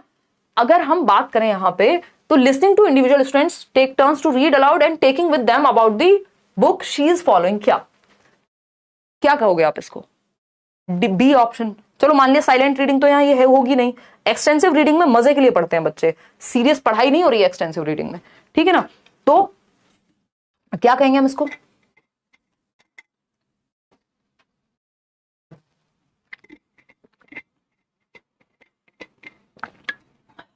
सही जवाब दे रहे हैं आप लोग, 51% लोग। गाइडेड रीडिंग है ये, क्योंकि सबके पास इंडिविजुअल बुक्स हैं और टीचर अलग अलग ग्रुप में जाकर के गाइड कर रही है जहां जरूरत है, ठीक है? क्लियर है बात? शेयर्ड रीडिंग में क्या होता है, टीचर खुद पढ़ के दिखा देती है, एक बार मॉडल भी हो जाता है, तो इसलिए शेयर्ड रीडिंग नहीं होगा, गाइडेड रीडिंग है, क्योंकि बच्चे खुद से पढ़ रहे हैं। क्वेश्चन नंबर 14 देखिएगा। क्वेश्चन नंबर 14 है, our teacher is trying to identify the cause of learning gaps in language after, यानी एक टीचर है जो पहचानने की कोशिश कर रहे हैं कि कारण क्या है लर्निंग गैप्स का, जो सीखने में कमी रह गई है, गैप रह गया है, उसका कारण क्या है, किस चीज के बाद जानने की कोशिश करेंगी? अचीवमेंट टेस्ट लेने के बाद। अचीवमेंट टेस्ट होता है, उपलब्धि प्रश्न पत्र बोलते हैं उसको, या उपलब्धि परीक्षण बोलते हैं, कि भाई क्या लेवल क्या बच्चे का, उसके लिए होता है ये, कि इतने % इसको आता है, अचीवमेंट इतना है इसका, वो लर्निंग गैप्स के लिए नहीं होता। प्रोफिशिएंसी टेस्ट होता है, कितना पारंगत है किसी काम के लिए आप जा रहे हैं, वहां प्रोफिशिएंट कितने हैं आप। कोई लैंग्वेज टेस्ट ले लिया आपका किसी ने, प्लेसमेंट टेस्ट, को यहाँ नौकरी तो लग नहीं रही है, ये डायग्नोस्टिक टेस्ट है ना? A teacher is trying to identify the cause, teacher कारण जानने की कोशिश कर रहे हैं, गैप पता लग गए हैं, और गैप किससे पता लगते हैं? डायग्नोस्टिक टेस्ट से, जिसको हम निगमनात्मक परीक्षण कहते हैं, सॉरी निदानात्मक परीक्षण कहते हैं, जिसके बाद उपचार होगा यानी रेमेडियल टीचिंग होगी। तो डायग्नोस करने में गैप को आइडेंटिफाई कर लिया जाता है। गैप्स क्या हैं, आइडेंटिफाई हो जाएंगे, पहचान हो जाएगी। अब इसका कॉज जानने की कोशिश चल रही है कि ये गैप आए क्यों, तो ये डायग्नोस्टिक टेस्ट के बाद ही होगा ना। पहले डायग्नोस किया, रीजन बाद में जानेंगे, पहले गैप तो पता लगे, गैप पता लगा फिर रीजन जान रहे हैं। ये पूरी प्रोसेस डायग्नोस्टिक और रेमेडियल टीचिंग में आती है कि पहले आप डायग्नोस करते हैं। जैसे एक डॉक्टर भी जो है, आपको बुखार है तो वो ऐसा नहीं है 6 दिन से बुखार है और आपको कोई भी दवाई चल रही है ना। अगर दे भी दी दवाई तो उसमें भी वो डायग्नोस करने की कोशिश करता है कि बुखार है तो बहुत ज्यादा सर्दी लग रही है या फिर क्या लक्षण है उनके आधार पर, या फिर वो आपको एक लेबोरेटरी भेज देगा जहां पर जो डायग्नोस्टिक लैब्स होती हैं, आपका ब्लड सैंपल जाएगा, डायग्नोस किया जाएगा कि ये समस्या है, उसके बाद रेमेडी दी जाएगी। तो यहां diagnostic test, after diagnostic test cause पता कर रहे हैं किसका, गैप का। क्वेश्चन नंबर 15 देखिएगा। क्वेश्चन नंबर 15 क्या कहता है भाई, क्वेश्चन नंबर 15 है students language and literacy development benefits enormously from exposure to an engagement with, यानी बच्चों की जो भाषा और लिटरेसी का डेवलपमेंट है, यानी साक्षरता और भाषा का जो विकास है, वो उनको सबसे ज्यादा बेनिफिट देता है जब हम एक्सपोजर दें या एंगेज करें बच्चों को किस चीज के साथ। एक्सप्लेन बहुत ज्यादा करते हैं आप, हित कर कह रहे हैं। जिनको समझ में नहीं आ रहा होगा उनके लिए तो जरूरी है ना। देवाशीष कह रहे हैं प्रोफिशिएंसी टेस्ट क्यों नहीं, क्योंकि आप किसी परीक्षा में नहीं बैठे हैं, यहाँ पे गैप का रीजन नहीं जानते हैं आप। प्रोफिशिएंसी टेस्ट में आपको बता दिया जाएगा आप या तो पास हैं या तो फेल हैं, गैप का रीजन कोई नहीं जानने बैठेगा प्रोफिशिएंसी टेस्ट में, ठीक है ना। बस ये देखना कितने प्रोफिशिएंट हैं आप प्रोफिशिएंसी टेस्ट के अंदर। देखिएगा students language and literacy development उनको बेनिफिट होता है जब उनको एक्सपोजर मिले, किससे, लिमिटेड रिसोर्सेज से, जी नहीं। Varied resources of natural speech and writing, हाँ ये बात सही है। Adapting the activities for advanced students, नहीं। Book placed in the reading corner in the class, नहीं। वेरिड सोर्सेज मिल रहे हैं बच्चे को, मल्टीपल सोर्सेज मिल रहे हैं जहां से वो सीख सकता है। क्वेश्चन नंबर 16 देखिएगा, है ना। क्वेश्चन नंबर 16 देखिएगा। Miss Anjana is planning for a grammar class but she is confused how to take it in the class. Which one of the following is the best way that you may suggest her to teach grammar? Grammar पढ़ाने का best तरीका। अभी शुरुआत ही इस question से हुई थी, I think थोड़ी देर पहले जब हमने शुरुआत की थी इसी तरह के एक क्वेश्चन से की थी। लाइक शेयर करना आप लोग भूल जाते हैं। यहाँ मैं कोशिश कर रही हूँ कि कम सेशंस में आपकी अंडरस्टैंडिंग बढ़ जाए, और कुछ लोगों को लग रहा है अभी भी कि हम एक्सप्लेन इतना क्यों कर रहे हैं। भाई साहब इंग्लिश के क्वेश्चन कम हुए हैं तो कृपा करके पढ़ लो ध्यान से। जब कम क्वेश्चन में ज्यादा बात समझनी होती है तो एक्सप्लेनेशन ज्यादा ही करना पड़ेगा, है ना। चलें आगे बढ़े, समझे कहानी क्या है। देखिएगा बी ऑप्शन 57% लोग दे रहे हैं जवाब। Explain how the grammar rules are formed, कैसे बने हैं रूल्स, बच्चों को क्या पढ़ी है, कैसे बने हैं भाई। Present the grammar form in natural discourse, ये बात एकदम सही है। कॉन्टेक्स्ट में ग्रामर को सिखाओ, नेचुरल सराउंडिंग में या नेचुरल वार्तालाप में, डिस्कशन में ग्रामर को सिखाओ, या नेचुरल चैप्टर के जब पढ़ाई लिखाई जो नेचुरली चल रही है क्लासरूम में, जो नेचुरल ऑर्डर चल रहा है उसके दौरान कॉन्टेक्स्ट में ग्रामर सिखाना बेस्ट होता है, बजाय कि सिर्फ आपको किसी भी रूप में एक्सेप्शन ही बता दोगे सिर्फ ग्रामर के, या सिर्फ रोल एंड इंपॉर्टेंस बता दोगे, नहीं। तो बच्चा एक्टिव है, बच्चा कहाँ एक्टिव है, बी ऑप्शन में। सिंपल फंडा हर जगह लागू होता है हर सब्जेक्ट में। क्वेश्चन नंबर 17 देखिएगा। One of the principles of material preparation for language learning is that, यानी लैंग्वेज सिखाने के लिए मटेरियल को प्रिपेयर किया जा रहा है, ठीक। तो कौन सा जो स्ट्रेटजी है कौन सी वो बेटर होगी, या कौन सा सिद्धांत सही होगा। Complex material should be chosen for each age group, भाई सिंपल टू कॉम्प्लेक्स जाते हैं, पहले जटिल दे देंगे तो बच्चा तो घबरा जाएगा। Materials need to be graded appropriately, यानी जो क्रमिकीकरण है, जो श्रृंखला में लगाना है, या जो सीक्वेंस है मटेरियल का, सिंपल टू कॉम्प्लेक्स होना चाहिए एप्रोप्रिएट वे में। बिल्कुल सही बात है। फिर भी बाकी के ऑप्शंस चेक करेंगे। टेक्स्ट बुक मटेरियल से self sufficient so learner should not be burden, यानी एक्स्ट्रा मटेरियल दो ही मत, जो किताब में लिखा है बस वही है, जबकि text book is one of the resources not the only resource in the classroom available. मतलब जो अवेलेबल क्लासरूम है वहां पे text book one of the resources है, not the only resource available, ठीक है। तो टेक्स्ट बुक एकमात्र सर्वोसर्वा नहीं है, सब कुछ नहीं है, ऑलमाइटी नहीं है टेक्स्ट बुक जो है आपकी। Materials should be highly informative, ये इंपॉर्टेंट नहीं है, इंपॉर्टेंट है कि सिंपल टू कॉम्प्लेक्स में हम उस मटेरियल को लेकर के जाएं, प्रॉपर्ली ग्रेडेड हो, कॉम्प्लेक्सिटी या जो उसकी जटिलता है उस आधार पे हो जिस आधार पे बच्चों को समझ में आ सके, उस हिसाब से वो प्लान्ड होना चाहिए। क्वेश्चन नंबर 18 देखिएगा। क्वेश्चन नंबर 18 क्या है। क्वेश्चन नंबर 18 कहता है teachers do the error analysis and find patterns and then reteach and clarify the areas to the learners in micro teaching. Micro teaching तो भाई साहब टीचिंग ट्रेनिंग के दौरान होती है, जिसको हम टीटीसी कहते हैं, टीचिंग ट्रेनिंग कोर्स में होती है। जब आप रियल क्लासरूम में जाने से पहले क्या कर रहे हैं, एक डेमो टाइप की टीचिंग हो रही है, जिसमें पहले ही बहुत सारी स्किल्स आपकी प्रैक्टिस हो जाए जो टीचिंग की स्किल्स है। तो यहाँ तो बनता नहीं है कुछ। Teachers do the error analysis, यानी गलतियां कहाँ हो रही हैं वो टीचर एनालाइज कर रहे हैं, विश्लेषण कर रहे हैं उसका पैटर्न्स का, और फिर रीटीच कर रहे हैं और क्लैरिफाई कर रहे हैं बच्चों को जहां जहां गलतियां हो रही हैं एनालाइज करके। ये डायग्नोस्टिक एंड रेमेडियल टीचिंग का पार्ट है। डायग्नोज होने के बाद ये रेमेडियल टीचिंग का पार्ट है कि अब आप रीटीच कर रहे हैं। जो रीटीच करना है, रीप्लान करना है, ये रेमेडियल टीचिंग में आता है कि आपने डायग्नोज कर लिया गैप को, पता लगा लिया रीजन, अब निदान कर लिया, अब आप उपचार कर रहे हैं। रेमेडियल टीचिंग में आप रीटीच करते हैं, फिर से टीच करेंगे, नए तरीके से टीच करेंगे, जहां दिक्कत है वहां स्पेशल ध्यान देंगे, स्पेशल क्लासेस लेंगे, है ना। जो बच्चे फेल हो जाते हैं उनकी स्पेशल क्लासेस हो रही हैं, और भी 70 तरीके की चीजें ये रेमेडियल टीचिंग में आती हैं। रेगुलर टीचिंग या क्रिटिकल पेडागोजी में नहीं आ रही है। क्रिटिकल पेडागोजी फोकस करती है बेसिकली कि आप बच्चे की एक्टिविटी पे फोकस करें। क्वेश्चन नंबर 19 देखिएगा, ये क्या है? अ की benefit of free writing is that learners. Free writing का, मुक्त लेखन का बेनिफिट क्या है या सबसे महत्वपूर्ण फायदा क्या है? फोकस टोटली ऑन, देखो फ्री राइटिंग क्या होती है, आपको किसी भी टॉपिक पे आपके मन में जो भी विचार है वो लिखने को कह दिया गया। इसमें कोई रूल नहीं है, रेगुलेशन नहीं है, आपको बांधा नहीं गया, आपके मन में जो सहज रूप से आ रहा है नेचुरली वो लिखने को कहा गया है। तो अ की benefit of free writing that learners focus totally on accuracy and free from fluency. यानी फ्री राइटिंग में सिर्फ एक्यूरेसी पे फोकस है, ग्रामेटिकली एकदम सेट होनी चाहिए चीज, गलती नहीं होनी चाहिए, है ना, और फ्लुएंसी चाहे हो ना हो लेकिन आप एक्यूरेट हो। जबकि फ्री राइटिंग में फ्लुएंसी होनी चाहिए, आपके विचारों में जो धारा प्रवाहिता है वो होनी चाहिए, एक्यूरेट होना हो, थोड़ी बहुत गलती चल जाएगी ग्रामेटिकल। तो ये तो उल्टा कह दिया इन्होंने। Are free to mix the language from their first language and second language. बच्चे फ्री होते हैं फर्स्ट लैंग्वेज से और सेकंड लैंग्वेज से मिक्स कर सकते हैं वो लैंग्वेज को। Have the freedom to be creative. देखिए यहाँ पे फ्री राइटिंग का मतलब ये नहीं है कि आप कोई भी लैंग्वेज मिक्स कर दो, 4 लैंग्वेज मिक्स कर दो तभी फ्री राइटिंग कहलाएगी। अगर आप एक लैंग्वेज में थोड़ा बहुत गलती करके भी लिख सकते हो तो लिख दो, ठीक है ना। Have the freedom to be creative या have the freedom to write or not, ये नहीं है। फ्री राइटिंग का मतलब ये नहीं मन करे तो लिखो, नहीं तो मत लिखो। फ्री राइटिंग का मतलब आपके मन में जो नेचुरली, अगर दोस्त पे कुछ लिखने को कह दिया गया है तो आप अपनी मर्जी से लिखना है अपने विचार। तो have the freedom to be creative, आप कुछ नया लिख सकते हैं, वहां आपको बांधा नहीं गया कि इन्हीं 4 पॉइंट्स पे लिखना है, ठीक है ना। सीडी के लिए मैराथन देखो ना फिर नाज, और अभी कल भी हम मैराथन करने वाले हैं 9 बजे। ईश्वर ने चाहा तो बिल्कुल होगी टाइम पे ही। देखिएगा क्वेश्चन नंबर 20 देखिएगा, द ग्रामर टास्क आर, यानी जो ग्रामर के टास्क हैं, यानी जो व्याकरण में टास्क होते हैं वो कैसे होते हैं? टू बी कॉन्टेक्चुअलाइज, संदर्भ में होने चाहिए, लाइफ ओरिएंटेड होने चाहिए, फॉर्म फोकस्ड होने चाहिए। बस फॉर्म्स बता दो भाई, ये जो है आपकी first form second form, memory focused होने चाहिए, तो ये तो वैसे ही हटा दोगे। और लाइफ ओरिएंटेड नहीं, ग्रामर आपकी हमेशा कॉन्टेक्स्ट में पढ़ाइए। कॉन्टेक्स्ट जो होगा वो ऑलरेडी ही लाइफ को ओरिएंट कर लेगा, क्योंकि वो किसी ना किसी संदर्भ में बात हो रही होगी, ठीक है ना। तो टू बी कॉन्टेक्चुअलाइज, संदर्भ में पढ़ाना ग्रामर बेस्ट होता है। A option is the right answer.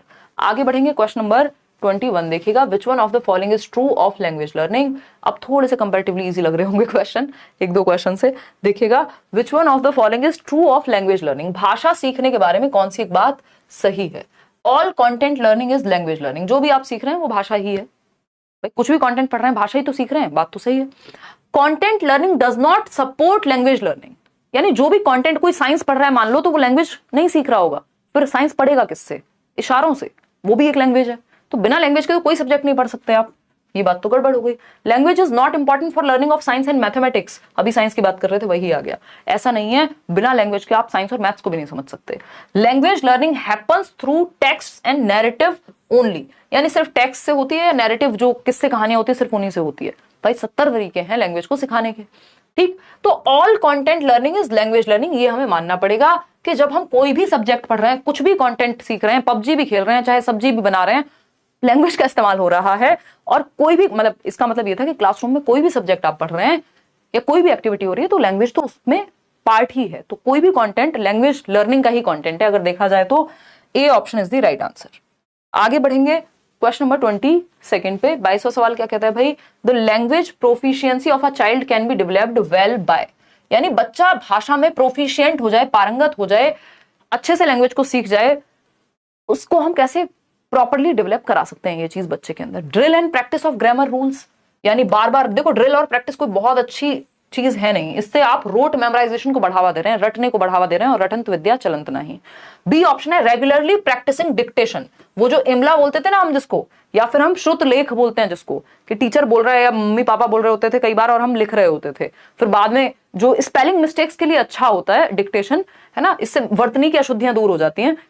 Participating in task based activities, देखिए ओवरऑल अगर आपको लैंग्वेज में प्रोफिशिएंट बनना है तो बेटर है कि आपको टास्क बेस्ड एक्टिविटीज में इन्वॉल्व कराया जाए एज अ लर्नर, सिर्फ वोकैबुलरी एनहेंसिंग एक्टिविटीज नहीं। प्रोफिशिएंसी का मतलब है भाषा को समझने में भी अच्छे हैं, पढ़ने में भी अच्छे हैं, सुनने में भी अच्छे हैं, सुन के सही भी मतलब निकाल लेते हैं, ठीक है ना। तो ये क्या हुआ, प्रोफिशिएंट किससे बनेंगे, टास्क बेस्ड एक्टिविटीज में जब हम इन्वॉल्व होंगे, डिबेट में, डिस्कशन में, और भी अगर कोई एक्टिविटी हो रही है जिसमें अंताक्षरी हो सकती है, वो कुछ भी चीजें जो भी लैंग्वेज के अराउंड जितनी भी टास्क बेस्ड एक्टिविटीज हैं उनमें इन्वॉल्व होना। स्कूल में अगर कोई फंक्शन हो रहा है तो उसमें आप पार्टिसिपेट कर रहे हैं, कोई पोएम सुनाएंगे, कुछ और करेंगे, तो participating in task based activities.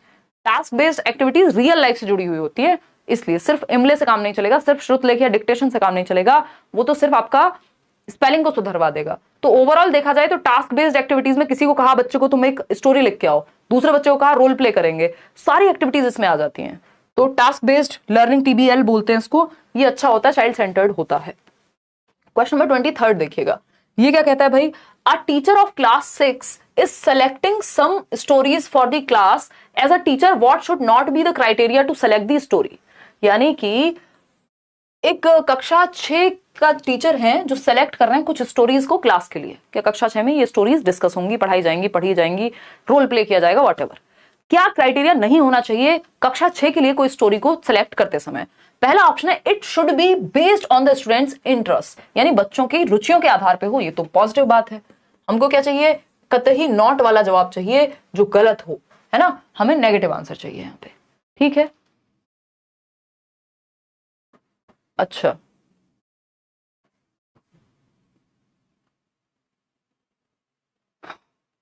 चलो आगे बढ़ो। अगर हम बात कर रहे हैं a teacher of class 6 is selecting some stories for the class, class 6 के लिए स्टोरीज सेलेक्ट हो रही हैं, बताइएगा एक बार, फटाफट से बताइएगा। डर लग रहा है, डर तो स्वाभाविक है ना, थोड़ा बहुत तो लगेगा ही, पेपर है जब 10 दिन बाद।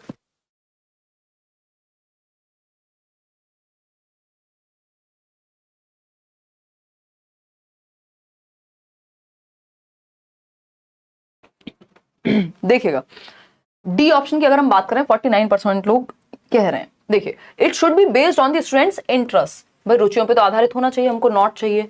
It should be based on the students language level and language development, यानी ये बच्चे के लैंग्वेज लेवल पे और उसके लैंग्वेज डेवलपमेंट पे बेस्ड होना चाहिए कि स्टोरी कौन सी लेकर के आएंगे। यार स्टोरी तो सुनाई जा सकती है, और भी बहुत सारे रीजन हो सकते हैं, क्रिएटिव है, सोचने पे मजबूर करे, ये जरूरी थोड़ी है कि लैंग्वेज लेवल पे ही डिपेंड करेगा, ठीक, चलिए हो सकता है फिर भी।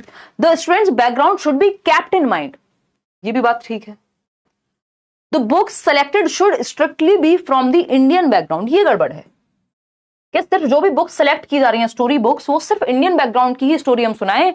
हम अगर वेस्टर्न वर्ल्ड में कोई अच्छे राइटर हैं तो हम उनको ना पढ़ाएं, या फिर ऐसा कुछ करें कि अगर कोई अमेरिका में है तो वो इंडियन बैकग्राउंड की स्टोरीज ना ले। स्टोरीज हैं तो वो अलग अलग फॉर्मेट की होंगी, अलग अलग देश की, अलग अलग संदर्भ की होंगी, तो वो अच्छा है, ठीक है ना। It should be based on the students language level and language development, ये बात सही थी, हम इसको नेगेटिवली लेकर के जा रहे थे कि स्टूडेंट्स के लैंग्वेज लेवल के आधार पे, यानी 6th क्लास का बच्चा है तो उसको एक तरह की स्टोरी सुनाई जाती है, जब बच्चा 2nd क्लास में होगा तो अलग तरह की स्टोरीज होती है। मछली जल की रानी है, वो मछली जल की रानी है, 10वीं क्लास में नहीं रहती ना, तो ये एक बात हो गई। D option is the right answer, जो कि गलत है, और जो गलत है वही सही है क्योंकि पूछा ही गलत है, नॉट लिखा हुआ था ऊपर, ये हमको ध्यान रखना पड़ेगा। Selected should be strictly from the Indian background, वो गड़बड़ हो जाएगा। क्वेश्चन नंबर 24 देखिएगा एक बार, क्वेश्चन नंबर 24 देखिएगा और समझिएगा, फटाफट से जवाब देंगे। अभी हमारे पास इतने ही क्वेश्चंस और हैं, मतलब हम करेंगे कितने, इंग्लिश पेडागोजी, इसके बाद इंग्लिश पेडागोजी का मैराथन ही होगा। ज्यादा लोग इंग्लिश पेडागोजी भरते नहीं है पेपर में, क्योंकि हिंदी मीडियम का जो है बोलबाला है, जो कि होना भी चाहिए भारत में। देखिएगा एक बार, फटाफट से जवाब दीजिएगा। अगर हम बात करें किस चीज की, ए ऑप्शन 36% लोग कह रहे हैं, देखिए समझते हैं। अगर हम बात करें, a learner shows her reading ability by a critical appreciation of an unseen text that is 1 stage above her cognitive level, this resonates with, ये क्वेश्चन घुमा फिरा के हर बार पूछा जाता है, हर बार, ठीक। अगर हम देखें तो यहाँ पे कहा जा रहा है कि एक बच्चा है जो reading ability, a learner shows her reading ability by a critical appreciation of an unseen text, यानी जो एक अनसीन पैसेज आपके सामने आएगा, जो रीडिंग कॉम्प्रिहेंशन है वो उसने देखा और वो उसको क्रिटिसाइज कर रही है। मान लीजिए न्यूज़पेपर में कोई आर्टिकल पढ़ा फॉर द फर्स्ट टाइम और आप अपने व्यू पॉइंट्स दे रहे हैं उस पे, है ना, that is 1 stage above her cognitive level, यानी एक बच्चा है 6th क्लास का और कोई 9th-10th की स्टोरी है मान लीजिए, थोड़ा ज्यादा हो गया, 7th क्लास की स्टोरी है मान लीजिए, या थोड़ा सा उसकी एज से हल्का सा ही एक लेवल ऊपर अगर कोई स्टोरी है, तो ये किस बारे में बात कर रहा है? स्टीफन क्रेशन को याद कीजिए, वो किसकी बात करते हैं? कॉम्प्रिहेंसिबल इनपुट की बात करते हैं। स्टीफन क्रेशन की अगर हम बात करें तो वो कॉम्प्रिहेंसिबल इनपुट की बात करते हैं। कॉम्प्रिहेंसिबल इनपुट क्या होता है? +1 दिया जाना चाहिए, यानी बच्चे का जो करंट लेवल है, जो उसको आज आता है, उससे एक ऊपर +1, है ना? क्या करेंगे? +1, ठीक ना? तो -1 कर देंगे या जितना आता है उससे भी आसान देंगे तो बोर हो जाएगा। जो आता है उसी लेवल पे रखेंगे तो आगे नहीं बढ़ पाएगा। तो हल्का सा डिफिकल्टी लेवल बढ़ा करके देते हैं। जैसे जो ये क्वेश्चन है आज आपको हल्के से डिफिकल्ट लग रहे होंगे, कई लोगों को ज्यादा लग रहे होंगे जिन्होंने बिल्कुल पढ़ाई नहीं करी पहले से। कोई बात नहीं, मैराथन देख लेना यार, ठीक। कॉम्प्रिहेंसिबल आउटपुट नहीं, इनपुट कहते हैं इसको। मॉनिटर हाइपोथेसिस तो होती है जब आपका दिमाग खुद ही, आपने कुछ बोल दिया और आपको लग रहा है यार गलत बोल दिया, इसका प्रोनाउंसिएशन ये नहीं होता, यानी एक मॉनिटर है, एक मॉनिटर हाइपोथेसिस है जो काम कर रही है। नेचुरल ऑर्डर होता है कि आप लिसनिंग, स्पीकिंग, रीडिंग, राइटिंग ये सब एक नेचुरल फॉर्म में सीखते हैं, एक्वायर करते हैं लैंग्वेज को, अगर मैं कहूं तो। क्वेश्चन नंबर 25 देखिएगा, ये क्या कहता है? When we create opportunities for our learners to learn language through other subjects, यानी जब हम बच्चों को अवसर दे रहे हैं कि वो भाषा को सीखें दूसरे सब्जेक्ट्स के माध्यम से, यानी वो साइंस पढ़ रहे हैं तो भी लैंग्वेज को सीखें, वो आर्ट्स एंड क्राफ्ट्स पढ़ रहे हैं तब भी वो लैंग्वेज को सीखें, म्यूजिक पढ़ रहे हैं, म्यूजिक की भी किताब होती है ना, म्यूजिक पढ़ रहे हैं तब भी वो लैंग्वेज को सीखें, है ना? तो हर एक सब्जेक्ट से वो लैंग्वेज को भी सीखने का मौका उनको मिल रहा है। तो in addition to the scheduled language lesson is called, यानी जो लैंग्वेज लेसन है, जो लैंग्वेज की क्लास है, उसके अलावा हर सब्जेक्ट से वो लैंग्वेज सीख रहे हैं, तो इसको क्या कहेंगे? अभी थोड़ी देर पहले तो बात की थी, लैंग्वेज एक्विजिशन होता है जब नेचुरली आप बिना किताब के एक माहौल से ही सीख जा रहे हैं, उसको आप एक्विजिशन कहते हैं। तो वो तो यहाँ बनेगा नहीं क्योंकि सब्जेक्ट्स की बात आ गई, सब्जेक्ट्स की बात होगी तो इसका मतलब लैंग्वेज लर्निंग हो रही है, एक्विजिशन तो घर पे होता है, ठीक। लैंग्वेज इंटीग्रेशन, लैंग्वेज कॉम्प्रिहेंशन, ऐसा नहीं एक्विजिशन बाहर नहीं हो रहा, बट मेजरली ये आंसर तक पहुंचने का एक आसान तरीका है। Language across curriculum, language comprehension नहीं, इसको लैंग्वेज अक्रॉस करिकुलम कहते हैं। LAC शुरुआत में ही बात की थी, जब आप अदर सब्जेक्ट्स के थ्रू लैंग्वेज सीख रहे हैं या लैंग्वेज के थ्रू अदर सब्जेक्ट्स पढ़ रहे हैं, तो ये लैंग्वेज अक्रॉस करिकुलम है, जिसको आप करिकुलम के सभी सब्जेक्ट्स में सीख रहे हैं। आगे बढ़ेंगे क्वेश्चन नंबर 26 पर। क्या कह रहा है question number 26? In language assessment diagnostic test are administered to, यानी लैंग्वेज असेसमेंट में, भाषा के आकलन में डायग्नोस्टिक टेस्ट मतलब निदानात्मक परीक्षण, जिससे पता लगाया जा सके कि गैप कहां है, उसके बाद हम रेमेडियल टीचिंग देंगे। बताइएगा फटाफट से, ये CCE का ही पार्ट है, अगर आप याद रख पा रहे हैं तो। अब थोड़ी स्पीड बढ़ाएंगे क्योंकि अब आसान से क्वेश्चन लग रहे होंगे कंपैरेटिवली, क्योंकि अब टॉपिक्स रिपीट होना आपके शुरू हो गए, बस क्वेश्चन पूछने का तरीका बदल गया है। बात सही है नहीं? आज तो नहीं अटक रही भाई क्लास, ये अटक रही है यार थोड़ी, तो पता नहीं बफरिंग कब जिंदगी से जाएगी, देखिएगा एक बार। बहुत बढ़िया, कुछ तो समस्या है। हाँ थोड़ी तो प्रॉब्लम है, देखो होगी रिजॉल्व, ये भी इस बार ऐसे ही मैनेज करेंगे। 76% लोग ए जवाब दे रहे हैं। In language assessment diagnostic test are administered to find out deficiencies of the students with a view to plan remedy. बिल्कुल सही बात है कि आप डेफिशिएंसी, कमी कहां है, गैप कहां है, वो आप पता करते हैं डायग्नोस्टिक टेस्ट से, और उसके बाद रेमेडी प्लान करते हैं, है ना? व्यू टू प्लान रेमेडी, कि रेमेडी दी जा सके, कहां बच्चे में कमी है उसको ठीक किया जा सके, बच्चे में मतलब सीखने में कमी है। Assess the suitability of a candidate for specific programme, ऐसा नहीं है किसी को छांटने के लिए कि इस काम के लिए इस बच्चे को निकालना है इसलिए टेस्ट ले रहे हैं। प्रोफिशिएंसी नहीं है कि कोई कैंपस प्लेसमेंट दी जा रही है, किसी को नौकरी मिल रही है तो टेस्ट लिया जा रहा है, वो वाला टेस्ट नहीं है, कोई इंटरव्यू नहीं है, ठीक है ना? क्लियर बात है? हाँ देखिएगा नेक्स्ट क्या है, जज the students capabilities to use language, यानी कि बच्चों की कैपेबिलिटीज को जज करना, जी नहीं। आंसर क्या होगा? ए ऑप्शन, डेफिशिएंसी का आप पता लगा रहे हैं। क्वेश्चन नंबर 27, अब ये वो वाला टाइम नहीं है जो आपको लगे कि इंग्लिश और समझ में नहीं आ रही और सर पकड़ के बैठ के और क्लास कर दो बंद, सो जाओ जाके, उससे काम चलेगा नहीं। पेपर में तो आएगी, अगर फॉर्म भरा है तो पढ़ लो, इससे अच्छा है कुछ तो समझ में आएगी, दोबारा देखोगे या सुबह ये PDF मिलेगी, रिवाइज करोगे, बेटर समझ में आएगी, ठीक। क्वेश्चन नंबर 27 है, the writing that involves paying attention to how the writing is presented so that others can read and understand it easily. This includes aspects such as handwriting, spelling, punctuation and the general layout is. क्या कहेंगे इसको? Composition कहेंगे, transcription कहेंगे, free writing कहेंगे, writing about writing कहेंगे। यानी the writing that involves paying attention to how the writing is presented so that others can read and understand it easily, यानी writing को कैसे प्रेजेंट करें कि बाकी लोग समझ पाए आसानी से। इसमें hand writing, spelling, punctuation, general layout, ये सब आ जाता है। अब इसमें हम गड़बड़ कर रहे हैं, ये ट्रांसक्रिप्शन के बारे में है। जब आप ऑडियंस को या जो लर्नर्स हैं जिनके लिए वो बनाया जा रहा है उसको ध्यान में रख करके चीजें ड्राफ्ट कर रहे हैं तो वो कॉम्पोजिशन है। लेकिन यहाँ पे बात ये नहीं कि किसके लिए बनाया गया है, ये है कि दूसरों को आसानी से समझ में आ सके कहां पंक्चुएशन लग रहा है, कहां स्पेलिंग लग रहा है, यानी सिर्फ लिखने के बारे में बात हो रही है।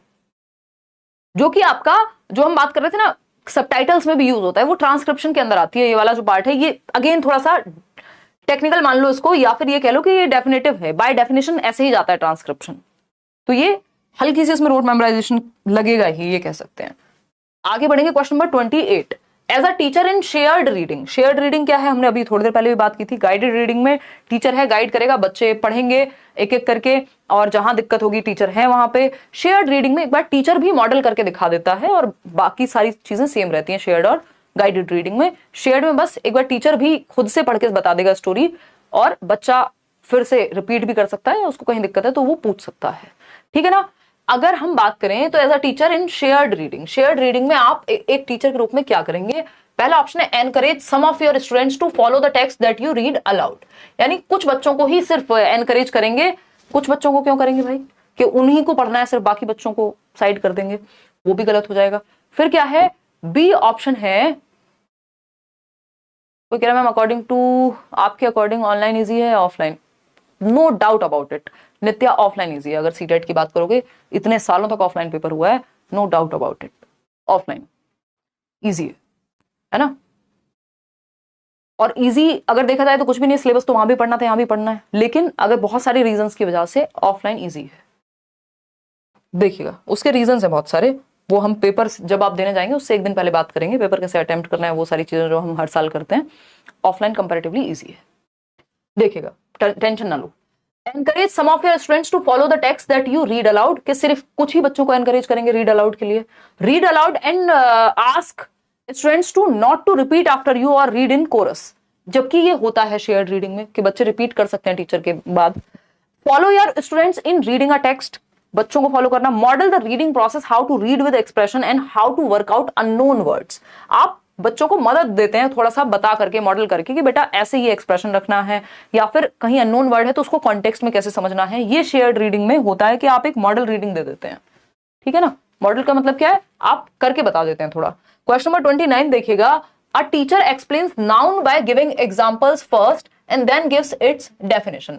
ये कितनी बार मैंने पता नहीं इंडक्टिव डिडक्टिव जब भी आज तक पढ़ाया होगा, इंडक्टिव डिडक्टिव डिस्कस करते हुए हम सबसे पहले यही एग्जांपल लेते हैं कि अगर टीचर आपको आकर के बोर्ड पे लिख दे डेफिनेशन, नाउन यानी संज्ञा है ना, किसी वस्तु व्यक्ति स्थान के नाम को संज्ञा कहते हैं। Noun is the name of a person place और थिंग, और उसके बाद एग्जाम्पल दिया जाए कि मेरा नाम राहुल है, हिमांशी है, आगरा है, छोले भटूरे हैं, ये सब क्या है, नाउन के ही उदाहरण हो गए, ठीक।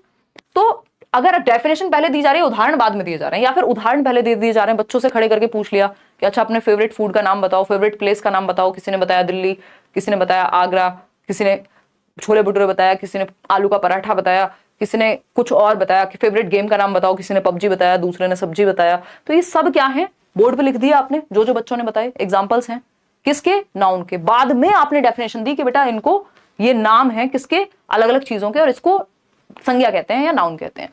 तो वो डिडक्टिव बन जाएगा। जब आपने डेफिनेशन पहले दे दी तो डिडक्टिव, अगर आपने उदाहरण पहले दिया है तो इंडक्टिव। तो यहां पे नाउन के उदाहरण पहले दिए गए हैं, बाद में डेफिनेशन बताई गई है।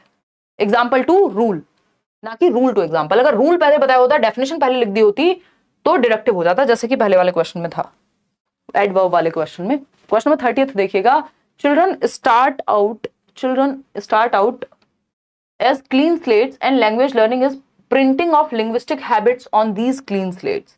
यानी कि जो चिल्ड्रन है वो शुरुआत करते हैं एक क्लीन स्लेट के रूप में, ब्लैंक स्लेट, खाली तख्ती के रूप में, and language learning is printing of linguistic habits on these clean slates. ये जो खाली तख्ती है, ब्लैंक स्लेट है, इस पे लैंग्वेज हैबिट प्रिंट होती है, और बार बार होने के बाद रिपीट बच्चे को लैंग्वेज आ जाती है। ऐसा कौन मानता है?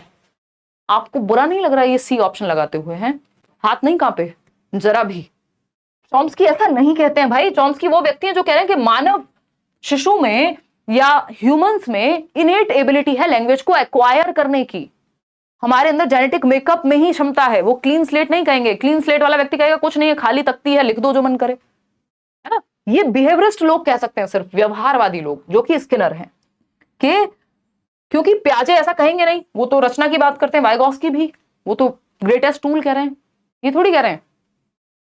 तो अगर हम बात कर रहे हैं यहाँ पे, स्किनर है वो व्यक्ति जो कह रहे हैं हैबिट फॉर्मेशन से, बार बार आदत डलेगी, बच्चा इमिटेट करेगा, गलती होगी फिर से रिपीट करेगा, तो हैबिट फॉर्मेशन से लैंग्वेज को सीखा जा रहा है। और ये व्यवहारवादी सोच है, क्लीन स्लेट या ब्लैंक स्लेट जो कहा था टैबुला रासा, याद कीजिए जॉन लॉक को, और जॉन लॉक एक बिहेवियरिस्ट थॉट के साथ आ रहे हैं जब वो ये कह रहे हैं, तो ठीक है ना।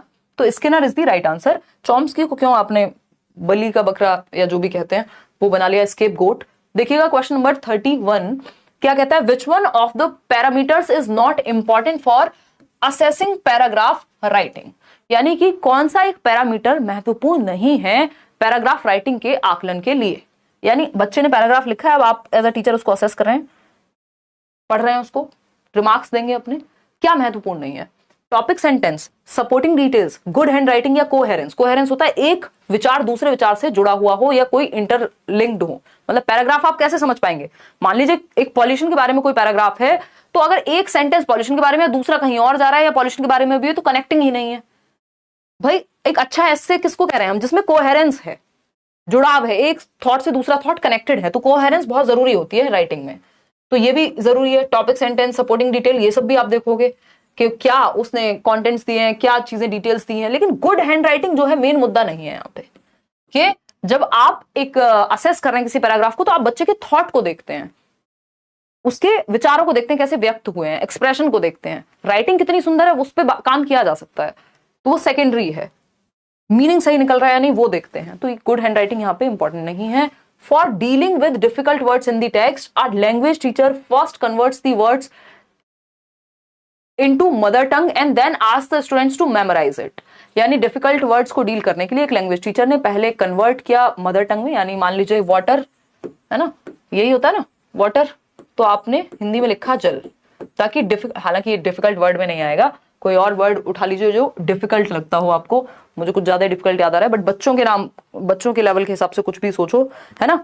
फॉर एग्जाम्पल वाइज, भाई छोटी क्लास का बच्चा है, वाइज उसके लिए ऐसा हो सकता है कि मुश्किल शब्द में से एक हो, फिर आप उसका मतलब लिख रहे हैं, भाई बुद्धिमान को वाइज कहते हैं, ठीक, हिंदी में। अब इसको क्या कहेंगे, ताकि, और फिर बच्चों को कहा जा रहा है मेमोराइज करने के लिए, तो ये ग्रामर ट्रांसलेशन का पार्ट होता है, जीटी कहते हैं उसको, ट्रेडिशनल मेथड है, बहुत ही पुराना मेथड है, ओल्डेस्ट मेथड कह देते हैं। डायरेक्ट मेथड में तो आपको अगर वाटर का भी मतलब आप बताएंगे तो आप इंग्लिश में ही बता देंगे, डायरेक्ट मेथड में दूसरी भाषा को नहीं ट्रांसलेट किया जाता। स्ट्रक्चरल अप्रोच में स्ट्रक्चर पे फोकस होता है, कम्युनिकेटिव में आप कम्युनिकेट करके सीखते हैं, तो ये ग्रामर ट्रांसलेशन मेथड है जिससे हम ज्यादातर लोग ग्रामर को सीखते जाए हैं। क्वेश्चन नंबर 33 देखिएगा, the 3 stages of phonological awareness are. Phonological awareness, phone sound की बात, फोन जहां भी आ गया मतलब साउंड की बात हो रही है। 3 स्टेजेस है किसकी, फोनोलॉजिकल अवेयरनेस की। फोनोलॉजिकल अवेयरनेस की 3 स्टेजेस हैं, यानी साउंड से संबंधित बात हो रही है। कौन सी 3 स्टेजेस होंगी, sounds, pitch, tone, syllables, words और सेंटेंसेस, है ना, सिलेबल्स, राइम्स और फोनीम्स। देखिए वर्ड्स और सेंटेंसेस की बात हो रही है और हमको यहाँ साउंड पकड़ना है, जहां पे भी साउंड से संबंधित बात हो, सिलेबल्स, रिदम, राइम्स और फोनीम्स, डेप्थ, स्पीड, रिदम। तो इसका ये भी एक ऐसा है कि बिल्कुल बाय द बुक जाने वाली ही बात है कि ये ऑन पेपर्स यही होता है कि फोनोलॉजिकल स्टेज की 3 स्टेजेस क्या हैं, फोनोलॉजिकल अवेयरनेस की, कि आपकी फोनोलॉजिकल अवेयरनेस कितनी है, यानी साउंड को लेकर के कितने आप अवेयर हैं, उसमें ये 3 स्टेजेस होते हैं। एक होता है सिलेबल, सिलेबल क्या है, वाटर, वाटर में क्या है, 2 सिलेबल हैं, वॉ और टर, वा नहीं है सिलेबल, सिलेबल क्या है, वॉ है, तो टर है, या फिर वाइज में भी वॉ, वाई और ज, तो ये 2 सिलेबल यहां पे भी आ रहे होंगे, ठीक है ना। तो सिलेबल्स की समझ, राइम्स की समझ, कौन सा कैसे राइम करेगा वर्ड, फोनीम्स की समझ, स्मॉलेस्ट यूनिट ऑफ साउंड जिसको हम फोनीम कहते हैं उसकी समझ, कि ये ए और ई मिलाकर के क्या साउंड बनाएंगे, तो C option is the right answer. आगे बढ़ेंगे क्वेश्चन नंबर 34 पर। A teacher gave a worksheet to the students based on the summary of the chapter read and dropped every 5th word from it. ये भी question बहुत बार पूछा जाता है अलग अलग तरीके से। She asked them to fill the missing words. What is this test known as? ये लगभग सभी कॉम्पिटिटिव एग्जाम्स में आते भी हैं। इनको क्या कहते हैं आप खुद बताएंगे। एक वर्कशीट दी है टीचर ने based on the summary of the chapter, एक चैप्टर की समरी के बेस पे, जिसमें एवरी 5th वर्ड, हर 5वें शब्द को क्या कर दिया, ब्लैंक दे दिया, एक फिल इन द ब्लैंक दे दिया 5वें शब्द की जगह पे कि खुद से भरना है। इसको क्लॉज टेस्ट बोलते हैं, ये तो आप सभी जानते भी होंगे। क्लॉज टेस्ट बोलते हैं, क्योंकि एक समरी के फॉर्म में दिया, सिर्फ कुछ अलग अलग से नहीं दे दिए ताकि फिल इन द ब्लैंक इसलिए नहीं कहेंगे क्योंकि सिर्फ 5 सेंटेंस नहीं दे दिए, वो एक स्टोरी है जिसके बीच में से वर्ड्स को गायब किया है। कोई पैराग्राफ हो सकता है। Which of the following statements is not true for reading, reading के बारे में कौन सी बात सही नहीं है। Reading is sounding out words and decoding, reading is constructive यानी रचनात्मक होती है, बच्चा सोचना विचारना पढ़ना समझना वो सब आता है, हाँ बिल्कुल बच्चा एक्टिव होगा रीडिंग में, कंस्ट्रक्टिव है। Reading is the ability to read process and understand the text, यानी बच्चा रीड करेगा प्रोसेस करेगा जो भी पढ़ा है उसको, आप एक नॉवल भी पढ़ रहे हैं एक किताब भी पढ़ रहे हैं तो आप प्रोसेस करते हैं, पढ़ते हैं फिर प्रोसेस करते हैं, आपके दिमाग में वो चीज प्रोसेस होती है, समझते हैं उस चीज को। Reading is the ability to understand the meaning author is trying to convey, reading में सबसे महत्वपूर्ण जो चीज है वो मीनिंग ही है। अगर आपने अच्छे से पढ़ लिया, डिकोड कर दिया, साउंड अच्छे से निकाल दी, प्रोनाउंस कर दिया, रीड कर दिया बढ़िया से, लेकिन मीनिंग समझ नहीं आया तो कोई वैल्यू नहीं है उसकी फिर। तो रीडिंग में मीनिंग सबसे इंपॉर्टेंट है। तो reading is sounding out words and decoding, ये बात एकदम गलत है कि सिर्फ आप पढ़ लेते हैं और डिकोड कर देते हैं, फिर आप चतुर रामलिंगम बन जाएंगे 3 इडियट्स वाली मूवी के, कि जिसको मीनिंग का पता ही नहीं है, जिसके लिए वो कंस्ट्रक्टिव ही नहीं है, जिसने प्रोसेस ही नहीं किया दिमाग में, बस पढ़ते चले गए, तो ये रीडिंग नहीं होती। ए ऑप्शन गलत है रीडिंग के बारे में और यही सही है क्योंकि पूछा ही गलत था। क्वेश्चन नंबर 36 देखिएगा फटाफट से। A language teacher gives a task to identify adjectives used for the main character in the story to her 5th graders, this reading activity is, एक लैंग्वेज टीचर ने एक टास्क दिया है आइडेंटिफाई करने का कि जो कोई एक स्टोरी हो सकती है, प्राइम मिनिस्टर के बारे में हो सकती है, किसी और चीज के बारे में हो सकती है, जो भी मेन कैरेक्टर है, मान लीजिए हैरी पॉटर के बारे में है, ठीक। तो अगर हम बात करें अब उस मेन कैरेक्टर के बारे में जो एडजेक्टिव्स हैं यानी जो उसकी विशेषताएं हैं, है ना, विशेषण बोलते हैं ना हिंदी में, तो विशेषताएं बताएंगे वो शब्द हो गए। तो एडजेक्टिव्स के बारे में क्या है, वो एडजेक्टिव्स निकाल के रखने हैं बच्चों को उस मेन कैरेक्टर के बारे में कि भाई ऑनेस्ट है, वो लकड़हारे वाली कहानी ले लो कि ये तो ऑनेस्ट था भाई, लॉयल था, फलाना था, ये था वो था, तो ये क्या है, एडजेक्टिव्स हो गए कि विशेषताएं हैं उस व्यक्ति की। ये इंटेंसिव रीडिंग में आएगा, एक्सटेंसिव में आएगा, स्किमिंग में आएगा या कोलैबोरेटिव रीडिंग में आएगा। अब ऐसा तो नहीं है ना बच्चों को ग्रुप में निकालने को कहा है शब्दों को, या कोलैबोरेटिवली रीड कर रहे हैं वो ग्रुप में बैठ के एक दूसरे की सहायता कर रहे हैं जहां दिक्कत आ रही है। स्किमिंग में आपसे समरी पूछी जा सकती है, किसी एक पर्टिकुलर वर्ड का मीनिंग स्कैनिंग में पूछा जाता है, स्पेसिफिक वर्ड की अगर हम बात कर रहे हैं। एक्सटेंसिव रीडिंग होती है एंजॉयमेंट के लिए, घर पे जाके बच्चा गर्मियों की छुट्टी में अपना कोई नॉवल पढ़ रहा है, कुछ और स्टोरी बुक पढ़ रहा है एंजॉयमेंट के लिए, लेकिन यहाँ पे मीनिंग पे भी फोकस है। यहाँ पे आप बेसिकली लैंग्वेज की निटिग्रिटीज में जा रहे हैं कि आपको एडजेक्टिव्स, नाउन, वर्ब, व्हाटएवर, मतलब आप सीरियसली, जब क्लासरूम रीडिंग होती है वो इंटेंसिव रीडिंग का पार्ट है। जब आप सीरियसली पढ़ रहे हैं, किसी चीज को गहनता से जानने की कोशिश कर रहे हैं तो वो इंटेंसिव रीडिंग है। जब आप मजे के लिए पढ़ रहे हैं तो वो एक्सटेंसिव रीडिंग है, प्लेजर के लिए पढ़ना। क्वेश्चन नंबर 37 देखिएगा। Which of the following statement is true for enhancing pronunciation skills in children, बच्चों में जो उच्चारण है उसको बेहतर करने के लिए क्या करें। Student should practice pronunciation so that they sound exactly like native speakers, यानी जो मान लीजिए कोई अमेरिकन स्पीकर है तो उन्हीं को फॉलो करना है, या जो भाषा जहां से आई है, मान लीजिए ब्रिटिश जो इंग्लिश है, मान लीजिए अगर हम यूके की फॉलो कर रहे हैं तो बिल्कुल उन्हीं के जैसा प्रोनाउंसिएशन हमारा होना चाहिए, बच्चों को फॉलो करना चाहिए, प्रैक्टिस करना चाहिए, रट्टे लगाने चाहिए, ये रोड मेमोराइजेशन की बात हो गई। Student should be made to repeat words too many times in a day, ये एकदम खराब तरीका है, बार बार रट्टे लगवा दो। Student should be help to have intelligible pronunciation, यानी बच्चों को मदद मिलनी चाहिए इंटेलिजिबल प्रोनाउंसिएशन में। इंटेलिजिबल प्रोनाउंसिएशन क्या है, कॉम्प्रिहेंसिबल, जो बच्चे को समझ तो आए। अगर नेटिव स्पीकर बोल क्या गया उसको समझ ही नहीं आया, वो कहां से प्रोनाउंस करेगा उसको ठीक से, तो पहले समझना जरूरी है कि उसको बोलते एग्जैक्टली क्या है। अगर ये इंटेलिजिबल है तो उसको समझ में आना जरूरी है कि इंटेलिजिबल, तो वो ब्रेक करके आप देखते होंगे, अगर आप गूगल पे भी जाइए किसी एक वर्ड का प्रोनाउंसिएशन आप चेक कर रहे हैं तो उसमें भी बहुत सारे प्रोनाउंसिएशन होंगे, भाई ब्रिटिश प्रोनाउंसिएशन क्या है, अमेरिकन इंग्लिश में क्या प्रोनाउंसिएशन है, उसको वो स्लो डाउन करेगी, जो गूगल वाली आंटी है, दीदी है, जो भी आप कहना चाहें। बेसिकली वो सिस्टम जो है, वो सॉफ्टवेयर क्या करेगा, उसको इंटेलिजिबल प्रोनाउंसिएशन में लेकर के आएगा कि कोई वर्ड जब आप फ्लुएंसी में बोल जाते हैं तो समझ में ना आए हो सकता है, लेकिन इंटेलिजिबल प्रोनाउंसिएशन में कॉम्प्रिहेंसिबल प्रोनाउंसिएशन है वो, कि उसको स्लो करके समझा जाए तो समझ में आ जाएगा। ठीक है, तो बच्चों को वैसा मौका मिलना चाहिए। C option is the right answer. Teacher should conduct pronunciation drills to make, देखो ये रट्टे लगाने हैं, रिपीट करा दो, 10 बार रिपीट करा दो, 50 बार रिपीट करा दो, समझ में नहीं आया तो गलत ही याद करेगा, कितना ही रिपीट करा दो, तो समझ में आना जरूरी है। C option is the right answer. Question number 38 देख लीजिए अब। In our language class students are asked to write how they celebrated their birthday, then they are asked to exchange their writings with their partner and give feedback. This type of assessment is, यानी बच्चों को एक partner मिला है ना, partner बोले तो एक ए बच्चा है, बी बच्चा है, दोनों दोस्त एक ग्रुप, एक पेयर में है, एक बी बच्चा एक सी बच्चा है, ये पेयर में है। सारे बच्चों को क्या कहा गया है, तुमने कैसे कैसे अपना बर्थडे सेलिब्रेट किया वो लिखो, और फिर अपने दोस्त को दे दो वो डायरी या जो भी पेपर पे लिखा है, ताकि वो आकलन कर सके कि तुमने कितना सही लिखा है। ये क्या है? ये पीयर असेसमेंट कहलाता है। ग्रुप असेसमेंट इसलिए नहीं है क्योंकि सिर्फ 2 ही लोग हैं, और ग्रुप असेसमेंट में टीचर चेक कर सकता है कॉपी, यहां एक दूसरे की बच्चे ही कॉपी चेक कर रहे हैं। यानी जब आपका सहपाठी, आपका क्लासमेट, आपका फ्रेंड आकलन करे तो वो पीयर असेसमेंट है, कि वो आपका सहपाठी है। पीयर असेसमेंट सेल्फ असेसमेंट होता है जब आप खुद ही कर ले रहे हैं। असेसमेंट एज लर्निंग में आते हैं, वैसे सेल्फ और पीयर दोनों। समेटिव असेसमेंट का यहाँ कोई रूल नहीं है, वो जजमेंट के लिए होगा। चलिए खैर आगे बढ़ते हैं, इससे पहले कि बहुत लेट हो जाए, मुझे कहीं निकलना है। Which of the following is true for dialect and accent? Accent और डायलेक्ट के लिए कौन सी बात सही है? डायलेक्ट हम बोली को कह देते हैं, if I am not wrong. तो एक्सेंट है किस तरह से आप प्रोनाउंस करते हैं किसी एक शब्द को, क्या भाषा को, जिस लहजे में आप बोल रहे हैं, वो एक एक्सेंट है। इंडियन एक्सेंट होगा इंग्लिश को बोलने का, अमेरिकन बोलेंगे अलग तरह से बोलेंगे, ब्रिटिशर्स बोलेंगे वो अलग तरह से बोलेंगे, ठीक। तो accent relates to the actual language used and dialect refers to the way that language is spoken, जबकि ऐसा नहीं है भाई।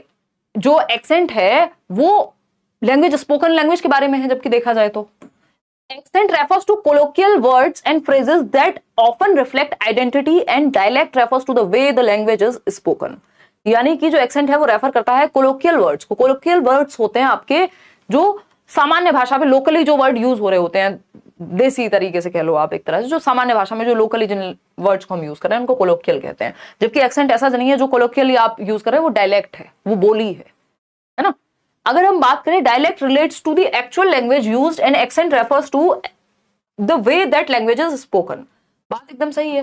डायलेक्ट में कैसे आप यूज कर रहे हैं उस लैंग्वेज को। हिंदी में ही अगर आप जाएंगे तो देश भर में अलग अलग तरीके से अलग अलग डायलेक्ट्स में बोली जाएगी वही भाषा, है ना। और अगर हम बात करें एक्सेंट की, तो वो जो लहजा है, the way the language is spoken, वो एक्सेंट है। Dialect refers to the colloquial words and phrases. अब जो व्यक्ति जिसका एक्सेंट ही वैसा है, मान लीजिए कोई भोजपुरी टच वाला एक्सेंट है, तो वो हिंदी भी बोलेगा तो वो, या इंग्लिश भी बोलेगा तो वो उसी टच के साथ बोलेगा, उसी लहजे में बोलेगा। तो accent is about the way you speak the language, ठीक। तो वो जरूरी हो गया। अगर हम बात करें, dialect refers to colloquial words and phrases that often reflect identity and accent refers to the technical vocabulary. Technical वो जरूरी नहीं है, एक्सेंट लहजा है जस्ट एक। तो C option is the right answer. आगे बढ़ेंगे नेक्स्ट क्वेश्चन पे। नेक्स्ट क्वेश्चन क्या है? Question number 40। A teacher can make her students effective speakers. एक टीचर जो है इफेक्टिव स्पीकर बना सकता है बच्चों को, यानी वो अच्छे वाचनकर्ता बन सकते हैं। कैसे बताइएगा एक बार। मॉक टेस्ट प्रीवियस क्वेश्चन करने के बाद 125 से ज्यादा आ रहे हैं, मुझे 140 अबव लाने हैं मैम, प्लीज सॉल्यूशन।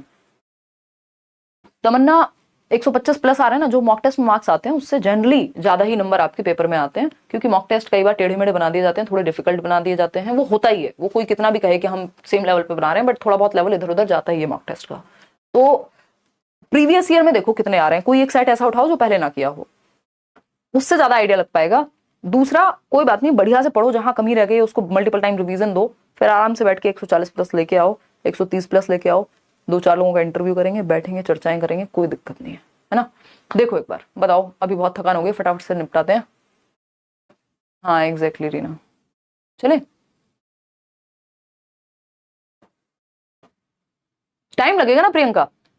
अब अगर हम इंग्लिश पढ़ेंगे ही साल में 2 दिन, तो ऐसा थोड़ी है कि एकदम से अच्छी लगने लग जाएगी, एकदम से ऐसा हो जाएगा कि स्ट्रांग हो गई 2 ही दिन पढ़ के, है ना। और सर में दर्द होता है, जिस चीज से सर में दर्द होता है हम तुरंत छोड़ने की कोशिश करते हैं, चाहे हमारे भले की क्यों ना हो, तो फिर समय तो लगता ही है। देखो चलिएगा, देखिएगा, फटाफट से जवाब दीजिएगा। सी ऑप्शन 77% लोग कह रहे हैं providing opportunities to express themselves in the class. हाँ, एक अच्छा इफेक्टिव स्पीकर बच्चा तभी बनेगा जब उसको नेचुरली मौका मिलेगा क्लासरूम में खुद को एक्सप्रेस करने का, अभिव्यक्त करने का, चाहे वो हिंदी हो चाहे वो इंग्लिश हो। क्वेश्चन नंबर 41 है, in preparing a 4th class to take a standardized reading test the teacher is best advise to. यानी एक स्टैंडर्डाइज्ड टेस्ट लेने जा रहा है टीचर 4th क्लास के लिए, तो कौन सा एडवाइस बेस्ट होगी? Tell the children the test is very important and they should do the best they can. बहुत महत्वपूर्ण है ना, ये नहीं तो कुछ नहीं, ऐसा सा बता देंगे बच्चों को, डर बैठ जाएगा बच्चों में। Coach the below grade level readers as the rest of the class will do well anyway. यानी बाकी बच्चे तो अच्छा कर लेंगे, जो ये कम नंबर लाने वाले बच्चे हैं इनको दे दो, बोर्ड के पेपर हैं बस इनको ही सिखा दो, बाकी बच्चे तो ले आएंगे नंबर। स्टैंडर्डाइज्ड टेस्ट का मतलब वही है यहाँ पे। Give the learners practice in answering questions similar to the type that will appear on the test, या फिर डिट्टो की questions from a previous test and allow the learners to answer them. यानी जो पहले टेस्ट लिया था उन्हीं questions को डिट्टो चेप दो, लगा दो वहां पे, कॉपी बिल्कुल सेम। या फिर क्या करना है, मॉक टेस्ट जो आप देते हैं या जो हम डिस्कशन कर रहे हैं, give the learners practice in answering questions similar to the type that will appear on the test. जिस तरह के क्वेश्चन आपको पेपर में देखने को मिलेंगे उस तरह के क्वेश्चन हम कर रहे होते हैं। कहाँ? हम अपनी क्लासेस में डिस्कस कर रहे होते हैं। अगर अभी क्या हुआ है, ऑनलाइन में इतनी सारी शिफ्ट हैं तो वही मॉक टेस्ट का काम कर जाती हैं आपके लिए। ऑफलाइन में एक ही शिफ्ट होती है तो उस तरह के क्वेश्चन आपके सामने पेश किए जाते हैं। या प्रीवियस ईयर भी हम लगा रहे हैं, क्यों? क्योंकि वो भी उसी तरह के क्वेश्चन है जो अपीयर होंगे पेपर में, ठीक है ना। तो डिट्टो कॉपी नहीं देना, क्योंकि अगर वो कर चुके हैं पहले से क्वेश्चन तो सेम क्वेश्चन करेंगे तो कोई फायदा नहीं है, नए भी तो होने चाहिए थोड़े। तो C option is the right answer. आगे बढ़ेंगे, क्वेश्चन 42 देखिएगा, सेकंड लास्ट क्वेश्चन है। In a class students are asked to compile portfolios of their written work for summative assessment, for example choosing their best 6 pieces of writing. This type of assessment is, यानी बच्चों को एक portfolio मतलब अच्छा काम जो भी उनका है, हर तरह का काम पोर्टफोलियो में आ जाता है, बट जनरली हम बेटर वर्क को ही चूज करते हैं। रिटन वर्क के लिए एक लाया गया जिसमें उनकी 6 फाइल हैं, जो उन्होंने कुछ लिखा है साल भर में, कुछ 6 पीसेज ऑफ राइटिंग है।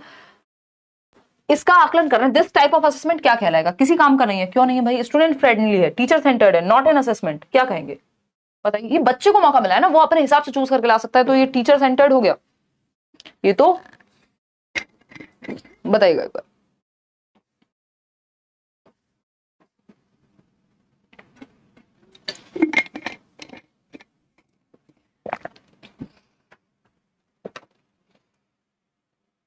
स्टूडेंट फ्रेंडली है, टीचर सेंटर्ड कैसे हो गया? बफरिंग नहीं हो रही मैम, किसी किसी के में हो रही है, नेटवर्क प्रॉब्लम। हाँ, आपके एंड पे भी नेटवर्क प्रॉब्लम हो सकती है।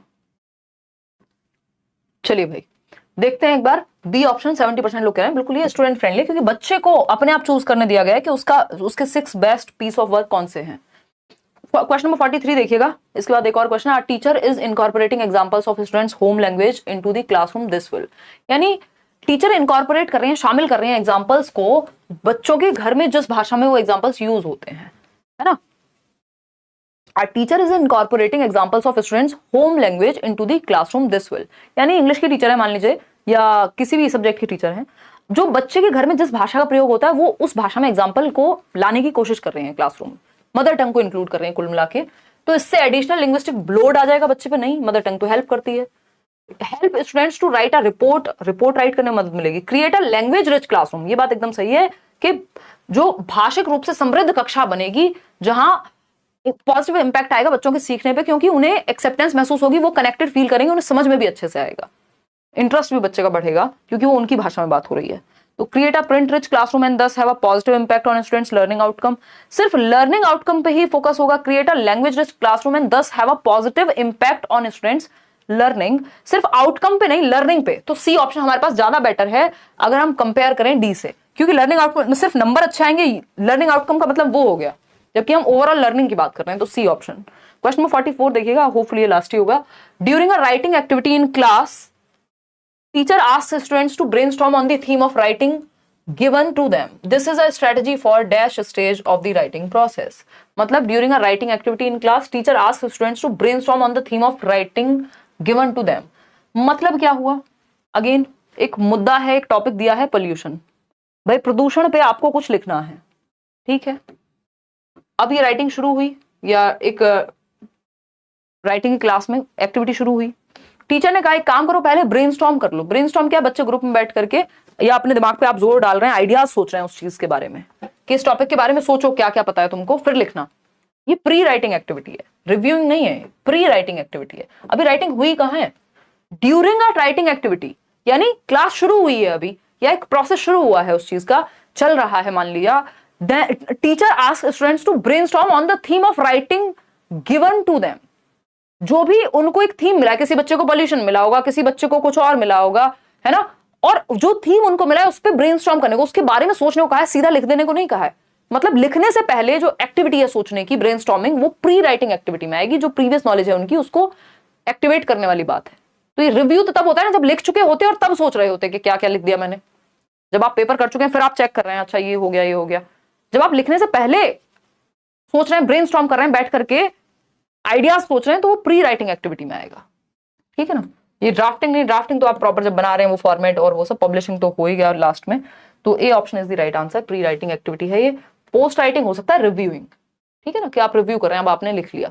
तो ये पीडीएफ आपको सुबह तक मिल जाएगा। कहाँ? टेलीग्राम चैनल, नीचे डिस्क्रिप्शन में लिंक भी मिल जाएगा। सारे सब्जेक्ट के नोट्स दिए हुए हैं, वो फ्री नोट्स पढ़ लो अगर कुछ नहीं हो पा रहा है एंड मोमेंट में, तो है ना।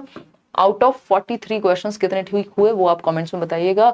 ये क्वेश्चंस आप मल्टीपल टाइम रिवाइज कर लेंगे तो मुझे नहीं लगता कहीं दिक्कत आपको खास आने वाली है। इसके अलावा मैराथन सेशंस भी आपका इंग्लिश का हो जाएगा मैराथन, और बाकी सब्जेक्ट का भी कल हम मिल रहे हैं। होपफुली कल ही मैराथन होगा, अगर बाय चांस किसी रीजन से नहीं हो पाया तो फिर हम परसों कर लेंगे उसको। और कल हम जो आपका 4th सब्जेक्ट बचा है, क्योंकि ये मेगा प्रैक्टिस सेशंस भी 5 सब्जेक्ट के हमको खत्म ही करने हैं, 3 के हो चुके हैं, इसके अलावा हिंदी बचता है। अगर बाय चांस मैराथन नहीं हुई तो हम हिंदी करेंगे, नहीं तो कल 9 बजे एक बार चेक कर लीजिएगा, मैराथन होगी। ठीक है, चलिए आज के लिए इतना ही। Thank you so much. ये सेशन पसंद आया हो लाइक शेयर सब्सक्राइब आप कर लीजिएगा। कमेंट्स में बता दीजिएगा कितने मार्क्स आपके बने आज के सेशन में। मार्क्स से भी ज्यादा इंपॉर्टेंट है कि ये क्वेश्चंस आप पढ़ें, समझें, पूछा क्या गया है, क्यों कोई आंसर बताया गया है, उस पर थोड़ा सा विचार करें, टाइम दीजिएगा इस सेशन को। ये 43 क्वेश्चंस भी अच्छे से समझ लोगे, काफी हेल्प हो जाएगी। सुबह PDF भी मिल जाएगी आंसर के साथ सुबह तक टेलीग्राम चैनल।